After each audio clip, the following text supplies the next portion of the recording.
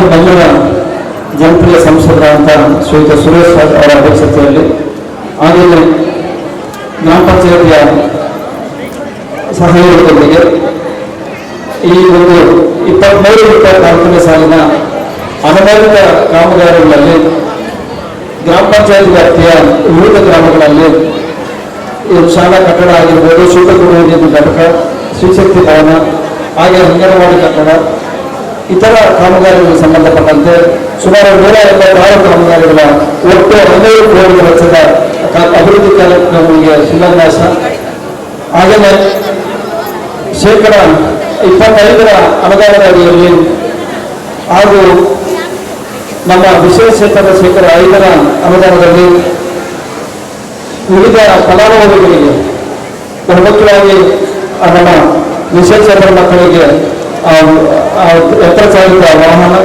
ಹಾಗೆಯೇ 25% ಅಲ್ಲಿ 23 ಮಕ್ಕಳಿಗೆ ಲ್ಯಾಪ್ಟಾಪ್ ಅನ್ನು ವಿತರಿಸುವಂಥದ್ದು. ಅದರ ಜೊತೆಗೆ 94cc ಅಲ್ಲಿ ಏನು ಹಕ್ಕುಪತ್ರಗಳನ್ನು ಯಾರು ಕೊಟ್ಟಿದ್ದಾರೆ ಅಂತಹ ಸುಮಾರು 250 ಫಲಾನುಭವಿಗಳಿಗೆ ಇಂದು ಈ ಖಾತೆಯನ್ನು ಮಾಡಿ ಅವರಿಗೆ ಒದಗಿಸುವಂಥದ್ದು.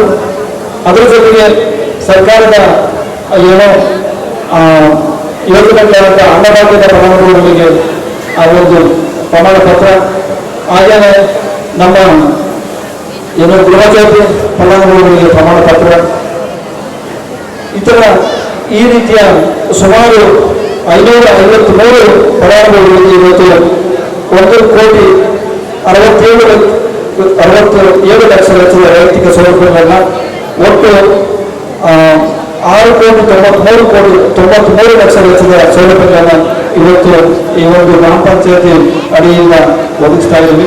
ಆ ಒಂದು ಕಾರ್ಯಕ್ರಮಕ್ಕೆ ತಾವೆಲ್ಲರೂ ಆಗಮಿಸಿದ್ದೀರ. ತಮಗೆ ಮತ್ತೊಮ್ಮೆ ಉತ್ಪೂರ್ವವಾದ ಸ್ವಾಗತವನ್ನು ಬಯಸ್ತಾ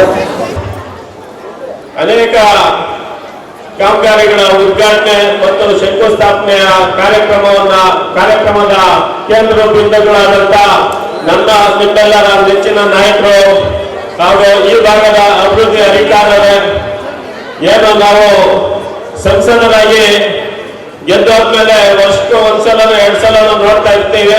ಹಾಗೆ 5 ವರ್ಷದಲ್ಲಿ ಒಂದು 50 ಸಲ ಆದ್ರೂ ನೋಡಿರ್ತೀವಿ. ಅಂತ ಸಂಸದರು ಸಿಕ್ಕಿರೋದು ನಮ್ಗೆ ನಮ್ಮ ಪುಣ್ಯ.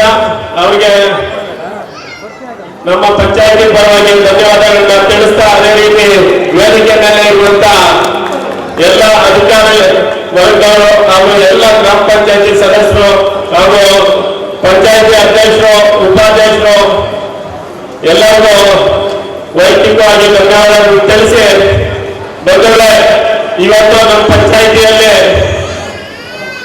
ವಿವಿಧ ಕಾಮಗಾರಿಗಳ ಉದ್ಘಾಟನೆ ಮತ್ತು ಫಲಾನುಭವಿಗಳಿಗೆ ಗುರುತಿಸಿ ಅವರ ವೈಯಕ್ತಿಕವಾದ ಜೀವನಕ್ಕೆ ಒಂದು ಆಧಾರವನ್ನು ಮಾಡಬೇಕು ಅನ್ನೋ ನಿಟ್ಟಿನಲ್ಲಿ ಒಂದು ಕಾರ್ಯಕ್ರಮವನ್ನು ಹಮ್ಮಿಕೊಂಡಿದ್ದೀವಿ. ಬಂಧುಗಳೇ, ಇವತ್ತು ಸುಮಾರು 102 ಹಸುಗಳನ್ನ ಕೊಡ್ತಾ ಇದ್ದೀವಿ SC ST ಕುಟುಂಬಗಳಿಗೆ. ಇದರಿಂದ ಅವರ 102 ಕುಟುಂಬಗಳು ಉತ್ತಮವಾದ ಜೀವನ ನಡೆಸ್ಕೊಳ್ಳಲಿಕ್ಕೆ ಸಹಕಾರಿಯಾಗುತ್ತೆ. ಅದೇ ರೀತಿ ಏನು ಹ್ಯಾಂಡಿಕ್ಯಾಪ್ಸ್ ಇದ್ದಾರೋ ಅವರಿಗೆ ಸುಮಾರು 15 ಗಾಡಿಗಳನ್ನ, 3 ವೀಲ್ ಗಾಡಿಗಳನ್ನ ಕೊಡ್ತಾ ಇದ್ದೀವಿ. ಅದೇ ರೀತಿ ಏನು 94ಸಿಯಲ್ಲಿ ಸರ್ಕಾರಿ ಭೂಮಿಗಳಲ್ಲಿ ಅಕ್ರಮವಾಗಿ ಮನೆಗಳನ್ನು ಕಟ್ಕೊಂಡಿದ್ರು, ಮಾನ್ಯ ಮುಖ್ಯಮಂತ್ರಿಗಳಾದಂತ ಸಿದ್ದರಾಮಯ್ಯನವರು 94ಸಿ ಕಾನೂನಿನ ಬದಲಾವಣೆ ತಂದು ಅಕ್ರಮವಾಗಿ ಕಟ್ಕೊಂಡಿದ್ದಂತ 94ಸಿ ಮನೆಗಳಿಗೆ ಇವತ್ತು ಹಕ್ಕುಪತ್ರಗಳ ವಿತರಣೆ ಮತ್ತು ಏಕಾತವನ್ನ ವಿತರಣೆ ಮಾಡ್ತಾ ಇದ್ದೀವಿ. ಏನು ಇದ್ರ ಬಗ್ಗೆ ಒಂದೆರಡು ವಿಚಾರಗಳನ್ನ ಮಾತಾಡಲೇಬೇಕಾಗಿದೆ. ನಮ್ಮ ಯಾರನಹಳ್ಳಿ ಗ್ರಾಮದಲ್ಲಿ ಏನು ಅಕ್ರಮವಾಗಿ ಮನೆಗಳನ್ನು ಕಟ್ಕೊಂಡಿದ್ರು, ಅದಕ್ಕೆ ಸುಮಾರು 20 ವರ್ಷದಿಂದ ಈ ಭಾಗದಲ್ಲಿ ಶಾಸಕರಾಗಿ ಕೆಲಸ ಮಾಡಿದ್ದಾರೆ. ಆದರೆ ಅವ್ರ ಕೈಯಲ್ಲಿ 94ಸಿಯಲ್ಲಿ ಹಕ್ಕುಪತ್ರಗಳನ್ನ ಕೊಡೋದಕ್ಕಾಗಲಿಲ್ಲ. ಏನಾದ್ರು ಆಗಿದೆ ಅಂದ್ರೆ ಅದು ಈ ಭಾಗದ ಸಂಸದರು ಮತ್ತೆ ಈ ಏನು ಈ ರಾಜ್ಯ ಸರ್ಕಾರ ಇದೆಯೋ ಅದರಿಂದ ಮಾತ್ರ ಸಾಧ್ಯ ಆಗಿದೆ. ನಾವು ಮಾತ್ಕೊಟ್ಟಿದ್ವಿ ಎಲೆಕ್ಷನ್ಗೆ ಹೋದಾಗ, ನಾವು ನೆಕ್ಸ್ಟ್ ನಿಮ್ಮ ಹತ್ರ ಬರ್ಬೇಕಾದ್ರೆ ನಿಮ್ಗೆ ಅಡ್ಪತ್ತೆಗಳು ಕೊಟ್ಟು ನಿಮ್ಮ ಹತ್ರ ನಾವು ಒಂದು ಭಿಕ್ಷೆಯನ್ನ ಬೇಡ್ತೀವಿ, ಮತದ ಭಿಕ್ಷೆಯನ್ನ ಬೇಡ್ತೀವಿ ಅಂತ ಹೇಳಿದ್ವಿ. ಇವತ್ತು ಎಲ್ಲರಿಗೂ ಕೂಡ ಇವತ್ತು 94 CCಯಲ್ಲಿ ಅಡ್ಪತ್ತೆಗಳನ್ನ ಕೊಟ್ಟು ಅವರಿಗೆ ಖಾತೆ ಕೂಡ ಮಾಡ್ಕೊಡ್ತಾ ಇದ್ದೀವಿ. ಬಂದಾಗ ಅದೇ ರೀತಿ ಇನ್ನೆಟ್ಟಿಯಲ್ಲಿ ನಂಬರ್ ಖರಾಬಿತ್ತು, ಅದರಲ್ಲಿ ನಮ್ಮ ತಹಸೀಲ್ದಾರ್ ಅವರು ಏನು ಇದು ಅರೆಕತೆ ಆಗಲ್ಲ, ನಂಬರ್ ಖರಾಬಲ್ಲಿ ನಾವು ಆಸ್ಪತ್ರೆಗೆ ಕೊಡಲ್ಲ ಅಂದ್ರು. ನಾವು ನಮ್ಮ ಸೋದರಾದಂತ RK ರಮೇಶ್ ಅವರು ಡೆಲ್ಲಿಗೆ ಹೋಗಿದ್ವಿ. ಡೆಲ್ಲಿಯಲ್ಲಿ ದಯಾನಂದ್ ಅಂದ್ಬಿಟ್ಟು ತಹಸೀಲ್ದಾರ್ ಇದ್ರು, ಅವ್ರಿಗೆ ಅಲ್ಲಿಂದಲೇ ಫೋನ್ ಮಾಡಿದ್ರು. ಫೋನ್ ಮಾಡಿ ನಾವು ಡೆಲ್ಲಿಯಿಂದ ಬರೋದಕ್ಕೆ ಸಭೆ ಸ್ಕೆಚ್ ರೆಡಿ ಆಗಿತ್ತು. ಇವತ್ತು ಅವ್ರಿಗೆಲ್ಲರಿಗೂ ಆಸ್ಪತ್ರೆ ಸಿಕ್ಕಿದೆ. ಇವತ್ತು 94 ಆಸ್ಪತ್ರೆಗೆ ಖಾತೆ ಕೊಡ್ತಾ ಇದ್ದೀವಿ. ಬಂದ್ರೆ ಇವತ್ತು ಈ ಭಾಗದಲ್ಲಿ ಕುಡಿಯುವ ನೀರಿನ ತೊಂದರೆ ಎಷ್ಟಿದೆ ಅಂತ ನಮ್ಮ ಹೆಣ್ಮಕ್ಳು ಬಂದಿದ್ದಾರೆ. ಆ ಹೆಣ್ಮಕ್ಳಿಗೆ ಮಾತ್ರ ಗೊತ್ತು. ಬಂದ್ರೆ ಇವತ್ತು ಏನ್ ಕಾವೇರಿ ನೀರು ಬರಬೇಕು, ಕಾವೇರಿ ನೀರನ್ನ ಈ ಭಾಗಕ್ಕೆ ತಗೊಂಡ್ಬರ್ಬೇಕು ಅಂತ ಹೇಳಿದ್ರೆ ನಮ್ಮ ಸಂಸದರಾದಂತಹ DK ಸುರೇಶ್ ಅವರು, ರಾಮಲಿಂಗಾರೆಡ್ಡಿ ಅವರು, ಅದೇ ರೀತಿ ಶಿವಣ್ಣವರು ಇವತ್ತು ಬೆಳಗಾವಿಗೆ ವಾಟರ್ ಬಂದಿತ್ತು. ಅದರಿಂದ ಟ್ಯಾಪಿಂಗ್ ಮಾಡಿ ನಮ್ಮ ಯಾನಕೆರೆ ಗ್ರಾಮದಲ್ಲಿ ಏನು ಅಂಡರ್ ಗ್ರೌಂಡ್ ಟ್ಯಾಂಕ್ ಮಾಡ್ಕೊಂಡಿದ್ವಿ 15 ಲಕ್ಷ ಲೀಟರ್ದು, ಅದ ಟ್ಯಾಂಕ್ ತುಂಬಿದೆ ಇವತ್ತು. ಅದೇ ರೀತಿ ನಮ್ಮ ಪಂಚಾಯಿತಿ ವ್ಯಾಪ್ತಿಯಲ್ಲಿ JJM ಅಲ್ಲಿ ಪೈಪ್ ಲೈನ್ಗೆ ಸುಮಾರು 20 ಕೋಟಿ ರೂಪಾಯಿ ಕೆಲಸ ನಡೀತಾ ಇದೆ ಇವತ್ತು.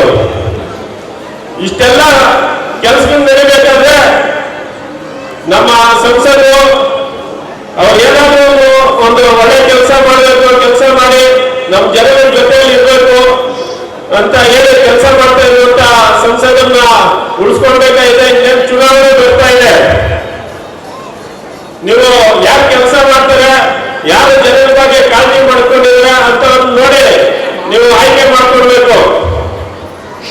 ಅದೇ ರೀತಿ ಇವತ್ತು ಕಾವೇರಿ ವಾಟರ್ ಬಂದಿದೆ, ಕೆಲವರು ಫೋಟೋ ನೋಡ್ಕೊಂಡು ನಾವೇ ತರಿಸಿದ್ದು, ನಾವೇ ಮಾಡ್ತಾ ಇರೋದು ಅಂತ ಹೇಳ್ಬಿಟ್ಟು ಇವತ್ತು ವಾಟ್ಸ್ಆಪ್ ಗ್ರೂಪ್ಗಳಲ್ಲಿ ಸ್ಟೇಟಸ್ಗಳಲ್ಲಿ ಹಾಕೊಡ್ತಾ ಇದ್ದಾರೆ.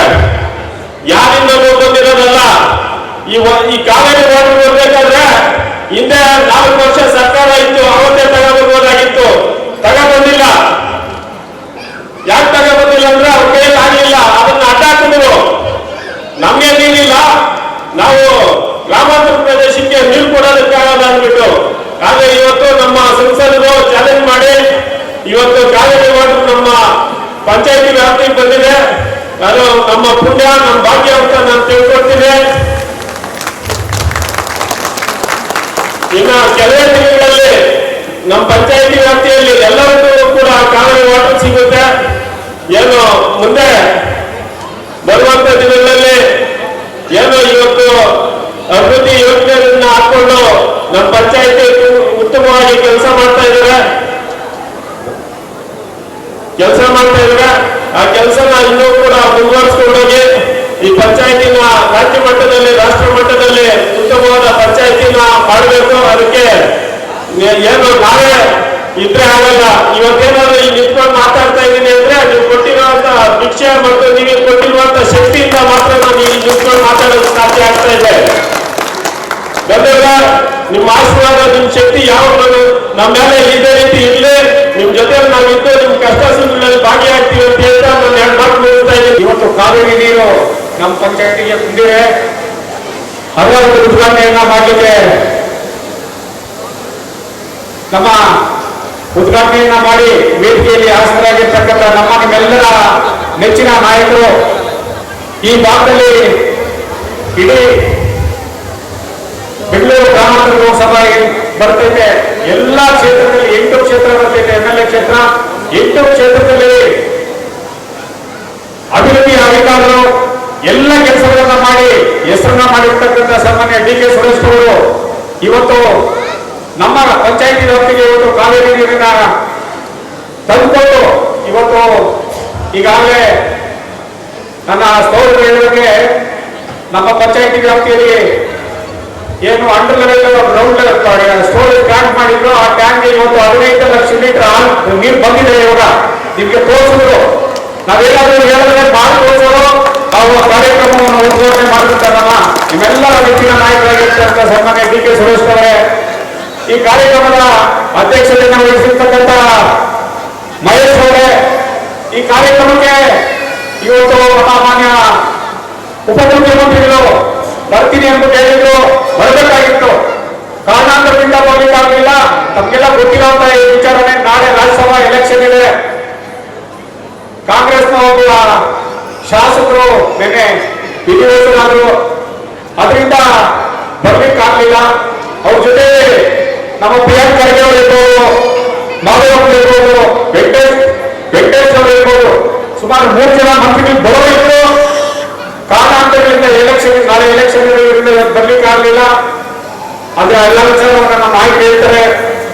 ಅದೇ ರೀತಿ ಈ ಕಾರ್ಯಕ್ರಮದ ಅಧ್ಯಕ್ಷತೆಯನ್ನು ವಹಿಸಿರ್ತಕ್ಕಂಥ ಈ ಪಂಚಾಯಿತಿಯ ಅಧ್ಯಕ್ಷರು, ಈ ಕಾರ್ಯಕ್ರಮದ ವಿರೋಧಿಗಳು ಆದಂತ ಮಹೇಶ್ ಅವರೇ, ಉಪಾಧ್ಯಕ್ಷರು ಹಾಗೂ ಪಂಚಾಯಿತಿಯ ಎಲ್ಲ ಸದಸ್ಯರೇ, ವೇದಿಕೆ ಮೇಲೆ ಇರ್ತಕ್ಕಂಥ ಎಲ್ಲ ಅಧಿಕಾರಿಗಳಿದ್ದಾರೆ ಹಾಗೂ ವೇದಿಕೆಯಲ್ಲಿ ಹಾಸನಾಗಿರ್ತಕ್ಕಂಥ ಎಲ್ಲ ಈ ಭಾಗದ ಮುಖಂಡರೇ ಹಾಗೂ ಈ ಕಾರ್ಯಕ್ರಮದಲ್ಲಿ ಭಾಗವಹಿಸಿರ್ತಕ್ಕಂಥ ಎಲ್ಲ ತಾಯಂದ್ರೆ, ಪತ್ರಕರ್ತರೇ, ಬಂದಿರ್ತಕ್ಕಂಥ ಎಲ್ಲ ಮಿತ್ರರೇ, ಇವತ್ತು ನಿಜವಾಗಲೂ ನಮ್ಗೆ ಒಂದು ಸುದೈವ. ಯಾಕಂದ್ರೆ ಪಂಚಾಯಿತಿ ವ್ಯಾಪ್ತಿಯಲ್ಲಿ ಬೆಂಗಳೂರಲ್ಲಿ ಇರ್ತಕ್ಕಂಥ ಬೆಂಗಳೂರೊಳಗೆ ನೀರು ಕುಡಿತಾ ಇದ್ರು ಕಾವೇರಿ ನೀರನ್ನ ನಾವು ಕುಡಿತೀವಿ ಅನ್ನೋ ಕನ್ಸ್ಕೊಂಡಿಲ್ಲಿ. ಹಿಂದೆ 2013 ಸಿದ್ದರಾಮಯ್ಯ ಸರ್ಕಾರ ಇದ್ದಾಗ ಈ ಭಾಗಕ್ಕೂ ಸಹ ಕುಡಿಯೋ ನೀರು ಬೇಕು ಅಂದ್ಬಿಟ್ಟು ರಾಮಲಿಂಗಾರೆಡ್ಡಿ ನಮ್ಮ ಜಿಲ್ಲಾ ಮಂತ್ರಿಗಳಾಗಿದ್ರು, ಇದೇ ಸಂಸದರು ನಮ್ಮ ಶಿವಣ್ಣವರು, ನಾವೆಲ್ಲ ಹೋಗಿ ಅಪ್ರೋಚ್ ಮಾಡಿ, ಇಲ್ಲ ನಮ್ಮ ಭಾಗಕ್ಕೂ ಕಾವೇರಿ ನೀರು ಬೇಕು ಅಂತ ಹೇಳಿದಾಗ ಕಾವೇರಿ ನೀರನ್ನ ನಮ್ಮ KSPಗೆ ಮತ್ತು ಆನೇಕಲ್ಗೆ ಕೊಡಬೇಕಂದ್ರೆ ಈ ರೂಟಲ್ಲಿ ಬರ್ತಕ್ಕಂಥ ಎಲ್ಲ ಪಂಚಾಯತ್ಗಳಿಗೆ ಕೊಡಬೇಕು ಅಂತ ಅವತ್ತು ಆ ಡಿಸಿಷನ್ ತಗೊಳ್ಬೇಕಾದ ನಮ್ಮ ಸಂಸದರು ಅವರಿಗೆ ನಮ್ಮ ಪರವಾಗಿ ಕಾವೇರಿ ನೀರು ಕೊಡ್ತಾ ಇದ್ದಕ್ಕೆ ಅವರು ಅಭಿನಂದನೆಗಳನ್ನ ಈ ಸಂದರ್ಭದಲ್ಲಿ ಸಲ್ಲಿಸೋಣ. ಕನಸು ನಮ್ದು. ಯಾಕಂದ್ರೆ ಬೆಂಗಳೂರು ಸುತ್ತಮುತ್ತಲು ನಗರ ಜಿಲ್ಲೆಗೆ ಸೇರ್ತಕ್ಕಂಥ ಇನ್ನ 4 ತಾಲೂಕಿದಾವೆ. ಯಾವ ತಾಲೂಕಿನ ಕಾವೇರಿ ನೀರು ಬರಲಿಲ್ಲ, ನಮ್ಮ ತಾಲೂಕಿಗೆ ಮೊದಲನೇದಾಗಿ ಬಂದಿರೋದು. ಹಿಂದೆ ನಮ್ಮ ಸರ್ಕಾರ, ಬೇರೆ ಸರ್ಕಾರ, ನಮ್ಮ ಸರ್ಕಾರ ಹೋಗಿ ಮತ್ತೆ ಸಮ್ಮಿಶ್ರ ಸರ್ಕಾರ ಬಂದಾಗ ನಮ್ಮಲ್ಲಿ ನೀರು ಕೊಡಬೇಕು ಅನ್ಕೊಂಡಿದ್ರು, ಇದನ್ನ ತಡೆ ಹಿಡಿಬಿಟ್ಟು ಈಗ ಇರ್ತಕ್ಕಂಥ ಏನು ಸರ್ಕಾರ ಇತ್ತು, ಆ ಸರ್ಕಾರದಲ್ಲಿ ಗ್ರಾಮಾಂತರ ಭಾಗಕ್ಕೆ, ಹಳ್ಳಿಗಳಿಗೆ ನೀರು ಕೊಡಬಾರ್ದು ಅನ್ಕೊಂಡು ತಡೆ ಹಿಡಿದ್ರು. ಇದನ್ನ ಈಗ ಮತ್ತೆ ಸರ್ಕಾರ ಬಂದಾದ್ಮೇಲೆ ಇಲ್ಲ ಹಳ್ಳಿ ಭಾಗಕ್ಕೆ ಕೊಡಬೇಕು ಅನ್ಬಿಟ್ಟು ಇದು ಮಾಡಿ ಇಡೀ ನಮ್ಮ ಈ ಇಡೀ ಆನೇಕಲ್ ತಾಲೂಕಿಗೆ ಎಷ್ಟು ಹಳ್ಳಿಗಳು ಬರ್ತವೆ ಅಷ್ಟು ಹಳ್ಳಿಗಳಿಗೂ 50 MLD ನೀರನ್ನು ಕೊಡ್ಲಿಕ್ಕೆ ಈಗಾಗಲೇ ಸ್ಯಾಂಕ್ಷನ್ ಮಾಡಿಸಿದ್ದಾರೆ ನಮ್ಮ ಸಂಸದರು. ನಮಗೆ ಕೊಟ್ಟಿದೆ. ಆದರೆ ಇವತ್ತು ಇಷ್ಟೆಲ್ಲ ಈ CC 94 CCಯಲ್ಲಿ ಇವತ್ತು ಅಪಘಾತಗಳು ಅದೆಲ್ಲ ಏನ್ ಮಾಡಿದ್ದೀರಾ, ಇದಕ್ಕೆಲ್ಲ ಕಾರಣಕರ್ತರು ನಮ್ಮ ಸಂಸದರು. ಅವ್ರು ಏನಾದ್ರು ಮನಸ್ಸಿಟ್ಟು ಇಂಥ ಕಾರ್ಯಕ್ರಮ ಇದು ಮಾಡಬೇಕು ಅಂತ ನಾವೆಲ್ಲ ಏನೇ ವಿಚಾರ ಹೇಳಿದಾಗ, ಪ್ರತಿ ವಿಚಾರನೂ ಏನಾದ್ರು ಒಂದು ನಮ್ಗೆ ಅಧಿಕಾರ ಇದ್ದಾಗ ಬಡವರಿಗೆ ಸಹಾಯ ಮಾಡಬೇಕು ಅನ್ನೋ ನಿಟ್ಟಿನಲ್ಲಿ ಪ್ರತಿಯೊಬ್ಬರು ಕೆಲಸವನ್ನು ಮಾಡಿಕೊಟ್ಟಿದ್ದಾರೆ. ಈಗಾಗಲೇ ಏನೀಗ KSP ನಮ್ಮ ಇನ್ನೆಟ್ಟಿ ಗ್ರಾಮದಲ್ಲಿ ಅದು ಹಳ್ಳ ನಂಬರ್ ಕಾಣಿರೋ ಹಳ್ಳ ಬಿಟ್ಬಿಟ್ಟಿದ್ರು. ಅದನ್ನ ಪಾಪ ತುಂಬಾ ತೊಂದರೆ ಕೊಡ್ತಾ ಇದ್ರು, ಅದಕ್ಕೋಸ್ಕರ ಈಗ ಇಲ್ಲಿ ಸುಮಾರು ಜನ ಏನು ಸರ್ಕಾರಿ ಜಾಗ ಇತ್ತು, ಗೋಮಾಳ ಇತ್ತು, ಅದ್ರಲ್ಲಿ ಯಾರ್ಯಾರು ಕಟ್ಕೊಂಡಿದ್ರು ಮನೆಯಲ್ಲಿ ಅವ್ರಿಗೆಲ್ಲ ಆಸ್ಪತ್ರೆ 94 CCಯಲ್ಲಿ ಆ ಕೆಲಸವನ್ನು ಮಾಡ್ತಾ ಇದ್ದಾರೆ. ನಿಜವಾಗ್ಲೂ ಈ ಕೆಲಸ ಹಿಂದೆ ಯಾರು ಮಾಡಿರ್ಲಿಲ್ಲ. ಹಿಂದೆ ಯಾವತ್ತು ನಾವು ಈ ಕಾಂಗ್ರೆಸ್ ಸರ್ಕಾರ ಇದೆಯೋ ಆವತ್ತು ಬಡವರ ಪರವಾದ ಒಂದು ಒಳ್ಳೆ ಕೆಲಸಗಳನ್ನ ಮಾಡ್ತಾ ಬರ್ತಾ ಇದ್ದೀವಿ. ಮುಂದೆನೂ ಸಹ ಕೆಲಸವನ್ನು ಮಾಡ್ತೀವಿ. ಯಾರು ನಿಮ್ಮ ಕೆಲಸ ಕಾರ್ಯಗಳು ಮಾಡ್ತಾ ಇದ್ದಾರೆ, ಯಾರು ನಿಮ್ ಜೊತೆ ಇರ್ತಾರೆ, ಅವರಿಗೆ ನಿಮ್ ಸಹಕಾರ ಇರಲಿ. ನೀವು ಸಹಕಾರ ಕೊಡ್ತಾ ಇದ್ದೀರಾ, ಮುಂದೆನೂ ಸಹ ನಿಮ್ ಸರ್ಕಾರ ಇರಲಿ ಅಂದ್ಬಿಟ್ಟು ಹೇಳ್ತಾ ಇನ್ನು ಹೆಚ್ಚಿನ ಈ ಕೆಲಸ ಕಾರ್ಯಗಳು ಈ ಪಂಚಾಯಿತಿ ವ್ಯಾಪ್ತಿಯಲ್ಲಿ ಆಗ್ಬೇಕಾಗಿದೆ. ಈಗಾಗಲೇ ಏನು ನಮ್ಮ ರಸ್ತೆ ಹಾಳಾಗಿದೆ, ಈ ರಸ್ತೆಗೆ ಸುಮಾರು 22 ಕೋಟಿ ರೂಪಾಯಿ ಹಾಕ್ಸಿದ್ದಾರೆ. ನಮಗೆ ಲಾಸ್ಟ್ ಟೈಮ್ ನಾವು ಪಂಚಾಯತಿಗೆ ಬಂದಾಗ ಏನ್ ನಾವು ಏನು ನಾನೇ ಆ ಗಾಡಿಯಲ್ಲಿ ಕುತ್ಕೊಂಡು ಬಂದಾಗ ಅವ್ರ ಗಾಡಿಯಲ್ಲಿ ಕುತ್ಕೊಂಡು ಈ ರಸ್ತೆ ಇದೆ, ಈ ರಸ್ತೆ ಆಗ್ಬೇಕು ಅಂತ ಕೇಳ್ಕೊಂಡೆ ನಾನು. ಅದನ್ನ ಎಸ್ಟಿಮೇಟ್ ಮಾಡಿಸಿ ಈಗಾಗಲೇ 10 ಕೋಟಿ ರೂಪಾಯಿನ ಬಿಡುಗಡೆ ಮಾಡಿದ್ರೆ ಇನ್ನ 2 ಕೋಟಿ ರೂಪಾಯಿ ಬಿಡುಗಡೆ ಮಾಡಿದ್ದಪ್ಪ, ಈ ರಸ್ತೆ ಪೂರ್ತಿ ಆಗುತ್ತೆ ಅಂದ್ಬಿಟ್ಟು ಈ ತರದ ಒಳ್ಳೆಯ ಕೆಲಸಗಳನ್ನ ನಮ್ಮ ಸರ್ಕಾರ ಇದ್ದಾಗ ಮಾಡುತ್ತೆ.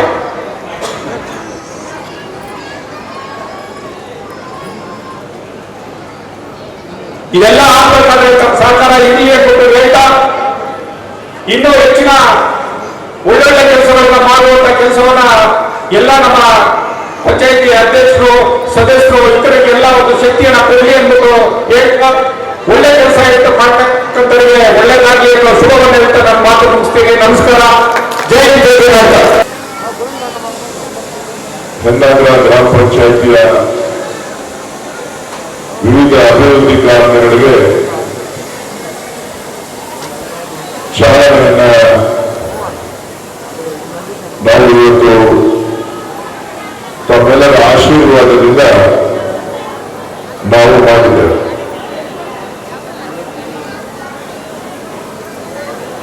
ಇವತ್ತು ಏನು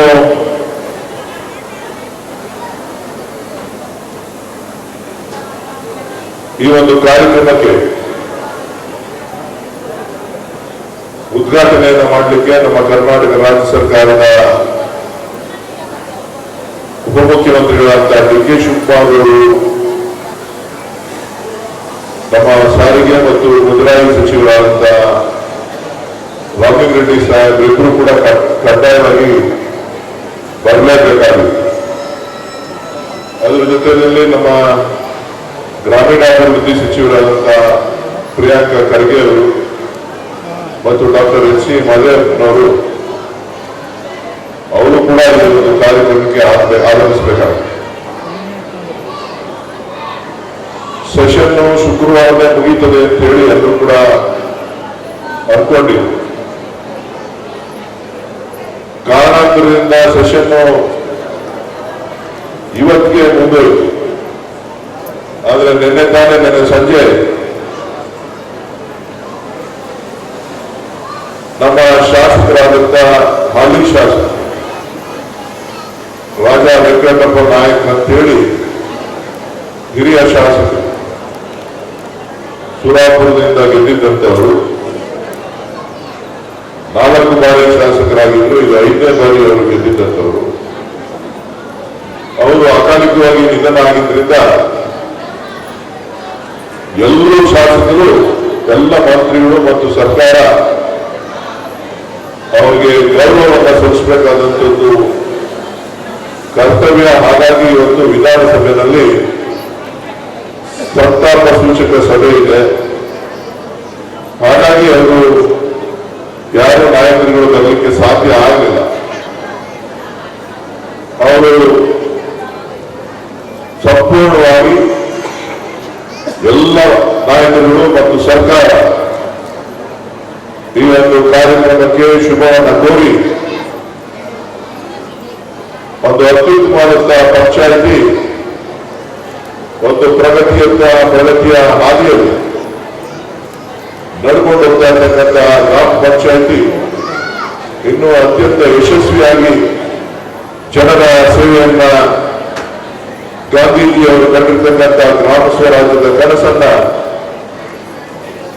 ಪಂಚಾಯಿತಿಯ ಮುಖಾಂತರ ಅನುಷ್ಠಾನ ಮಾಡಲಿ ಎನ್ನುವ ಪಂಚಾಯಿತಿಯವರು ಅಂತ ಹೇಳಿ ಶುಭ ಸಂದೇಶವನ್ನು ಅವರು ಇವತ್ತು ಇಲ್ಲಿ ಕಳಿಸ್ಕೊಟ್ಟಿದ್ದಾರೆ.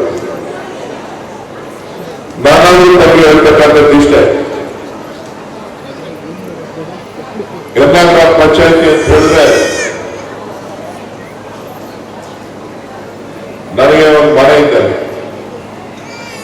ನನಗೆ ಯಾವಾಗ ಕರೀತಾ ಇರ್ತಾರೆ, ತಿಂಗಳು ಒಂದೊಂದ್ಸಾರಿ ಏನಾದ್ರು ಒಂದು ಕಾರ್ಯಕ್ರಮ ಮಾಡ್ತಾನೆ ಇರ್ತಾರೆ, ಕರೀತಾನೆ ಇರ್ತಾರೆ. ನಾನು ಕೂಡ ಯಾವತ್ತೂ ಬೇಜಾರು ಮಾಡ್ಕೋದೆ ಇವರ ಉತ್ತಮ ಕಾರ್ಯಗಳಿಗೆ ಇವರು ಪ್ರಗತಿಯನ್ನ ತೆಗೆದುಕೊಂಡು ಹೋಗಬೇಕು, ಈ ಪಂಚಾಯಿತಿಯನ್ನ ಅಭಿವೃದ್ಧಿ ಮಾಡಬೇಕು, ವಿಶೇಷವಾದಂತಹ ರೀತಿಯಲ್ಲಿ ಜನರಿಗೆ ಸೇವೆಯನ್ನ ಮಾಡಬೇಕು ಅಂತಕ್ಕಂಥ ಒಂದು ಏನು ಪರಿಕಲ್ಪನೆಯನ್ನ ಇಟ್ಕೊಂಡು ಎಲ್ಲ ಪಂಚಾಯಿತಿಯ ಅಧ್ಯಕ್ಷರು ಮತ್ತು ಎಲ್ಲ ಸದಸ್ಯರುಗಳು ಮತ್ತು ಆಡಳಿತ ಮಂಡಳಿ ಎಲ್ಲ ಸೇರಿ ಏನು ಕೆಲಸ ಮಾಡ್ತಾ ಇದ್ದಾರೆ ಅವರಿಗೆ ಪ್ರೋತ್ಸಾಹ ಕೊಡಬೇಕು ಅಂತಕ್ಕಂಥ ಉದ್ದೇಶದಿಂದ ಪ್ರತಿಯೊಂದು ಹಂತದಲ್ಲೂ ಕೂಡ ನಾನು ಅವರ ಜೊತೆ ನಿಂತು ನಾನು ಒಬ್ಬ ಈ ಪಂಚಾಯಿತಿಯ ಒಬ್ಬ ಸದಸ್ಯನ ಅಂತೇಳಿ ಭಾವನೆಯನ್ನ ಇಟ್ಕೊಂಡು ಕೆಲಸವನ್ನ ಮಾಡ್ತಾ ಇದ್ದೆ. ನನಗೆ 3 ಬಾರಿ ಕ್ಷೇತ್ರದಿಂದ ಜನ ನನಗೆ ಆಶೀರ್ವಾದವನ್ನು ಮಾಡಿದ್ದಾರೆ. 10 ವರ್ಷ 6 ತಿಂಗಳಾಗಿದೆ. ಇನ್ನೆರಡು ತಿಂಗಳು ಹೋದ್ರೆ 4 ವರ್ಷ 8 ತಿಂಗಳು ನನ್ನ ಅವಧಿ. ಉಪಚುನಾವಣೆಯಲ್ಲಿ ನಾನು ಚುನಾವಣೆಗೆ ನಿಂತು ಗೆದ್ದಂತವರು ತಮ್ಮ ಆಶೀರ್ವಾದದಿಂದ ನಿರಂತರವಾಗಿ ಪಂಚಾಯಿತಿಗಳಿಗೆ ಶಕ್ತಿ ತುಂಬತಕ್ಕಂಥ ಕೆಲಸ ಯಾವುದೇ ಗ್ರಾಮ ಪಂಚಾಯಿತಿಗಳಿಗೆ ಪಂಚಾಯಿತಿಗಳ ಮುಖಾಂತರ ಏನು ಇವತ್ತು ಅಧಿಕಾರ ವಿಕೇಂದ್ರೀಕರಣ ಆಗಿದೆ, ಈ ಅಧಿಕಾರ ವಿಕೇಂದ್ರೀಕರಣದ ಮುಖಾಂತರ ಗ್ರಾಮಗಳಲ್ಲಿ ಒಂದು ಅಭಿವೃದ್ಧಿಯ ಕನಸನ್ನ ಇಟ್ಕೊಂಡು ಪ್ರತಿಯೊಂದು ಹಂತದಲ್ಲೂ ಕೂಡ ಅವರಿಗೆ ಬೆಂಬಲವಾಗಿ ನಾನು ನಿಂತಿದ್ದೇನೆ. ನಾನು ಮೊದಲು ಈ ಪಂಚಾಯಿತಿಗೆ ಬಂದಂತ ಸಂದರ್ಭದಲ್ಲಿ ಇದರ ಆದಾಯ ಕೇವಲ ಪಂಚಾಯಿತಿಯ ಆದಾಯ ಕೇವಲ 55 ಲಕ್ಷ ರೂಪಾಯಿಗಳಿತ್ತು. ನಾನು ಆ ಸಭೆ ಮಾಡಿದಂತ ಸಂದರ್ಭದಲ್ಲಿ ನಾನು ಪಂಚಾಯಿತಿಯ ಅಧ್ಯಕ್ಷರು ಮತ್ತು ಎಲ್ಲ ಸದಸ್ಯರುಗಳು ಅಧಿಕಾರಿಗಳಿಗೆಲ್ಲರೂ ಕೂಡ ತಿಳಿಸಿದೆ, ಇಷ್ಟೊಂದು ಪ್ರಗತಿ ಇರ್ತಕ್ಕಂಥ ಒಂದು ಪ್ರದೇಶ, ಅಭಿವೃದ್ಧಿ ಆಗ್ತಾ ಇರ್ತಕ್ಕಂಥ ಒಂದು ವ್ಯವಸ್ಥೆ, ಒಂದು ಕೈಗಾರಿಕಾ ಪ್ರದೇಶ ಇರ್ತಕ್ಕಂಥದ್ದು, ಇಂಥ ಒಂದು ಸ್ಥಳದಲ್ಲಿ ನೀವು ಕೇವಲ 55 ಲಕ್ಷ ರೂಪಾಯಿ ಹಣವನ್ನ ತೆರಿಗೆಯನ್ನು ವಸೂಲಿ ಮಾಡ್ತಾ ಕೂತ್ಕೊಂಡ್ರೆ ನೀವು ನಿಮ್ಮ ಪಂಚಾಯಿತಿಗೆ ಮಾಡಿದಂತ ದ್ರೋಹ ಆಗ್ತದೆ. ನೀವು ಮುಂದಿನ ದಿನಗಳಲ್ಲಿ ಎಲ್ಲಿ ತೆರಿಗೆ ಸೋರಿಕೆ ಆಗ್ತಾ ಇದೆ ಆ ತೆರಿಗೆಯನ್ನ ಸರಿಪಡಿಸಿ ನೀವು ಅಭಿವೃದ್ಧಿಯನ್ನ ನಿಮ್ಮ ಹಣದಲ್ಲಿ ನೀವು ಮಾಡಿ ಅಂತ ಹೇಳಿ ನಾನು ಮನವಿಯನ್ನ ಮಾಡಿದಂತ ಸಂದರ್ಭದಲ್ಲಿ ಅಧ್ಯಕ್ಷರು ಮತ್ತು ಸದಸ್ಯರುಗಳೆಲ್ಲರೂ ಕೂಡ ಕಾರ್ಯಪ್ರವೃತ್ತವಾಗಿ ಅದೇ ವರ್ಷ ಅವರು 3,500 ಕೋಟಿ ರೂಪಾಯಿಗೆ ಬಂದರು. ನನಗೆ ನೆನಪಿದೆ, 3,500 ಕೋಟಿ ರೆವಿನ್ಯೂ ಕಲೆಕ್ಷನ್ ಮಾಡುದು. ಆದ್ರೆ ಇವತ್ತು ಸುಮಾರು 25 ಕೋಟಿ ರೂಪಾಯಿ ರೆವಿನ್ಯೂ ಕಲೆಕ್ಷನ್ ಅನ್ನ ಪಂಚಾಯಿತಿಯ ಸದಸ್ಯರು ಮತ್ತು ಅಧ್ಯಕ್ಷರು ನಾವು ಸಮರ್ಥವಾಗಿದ್ದೇವೆ.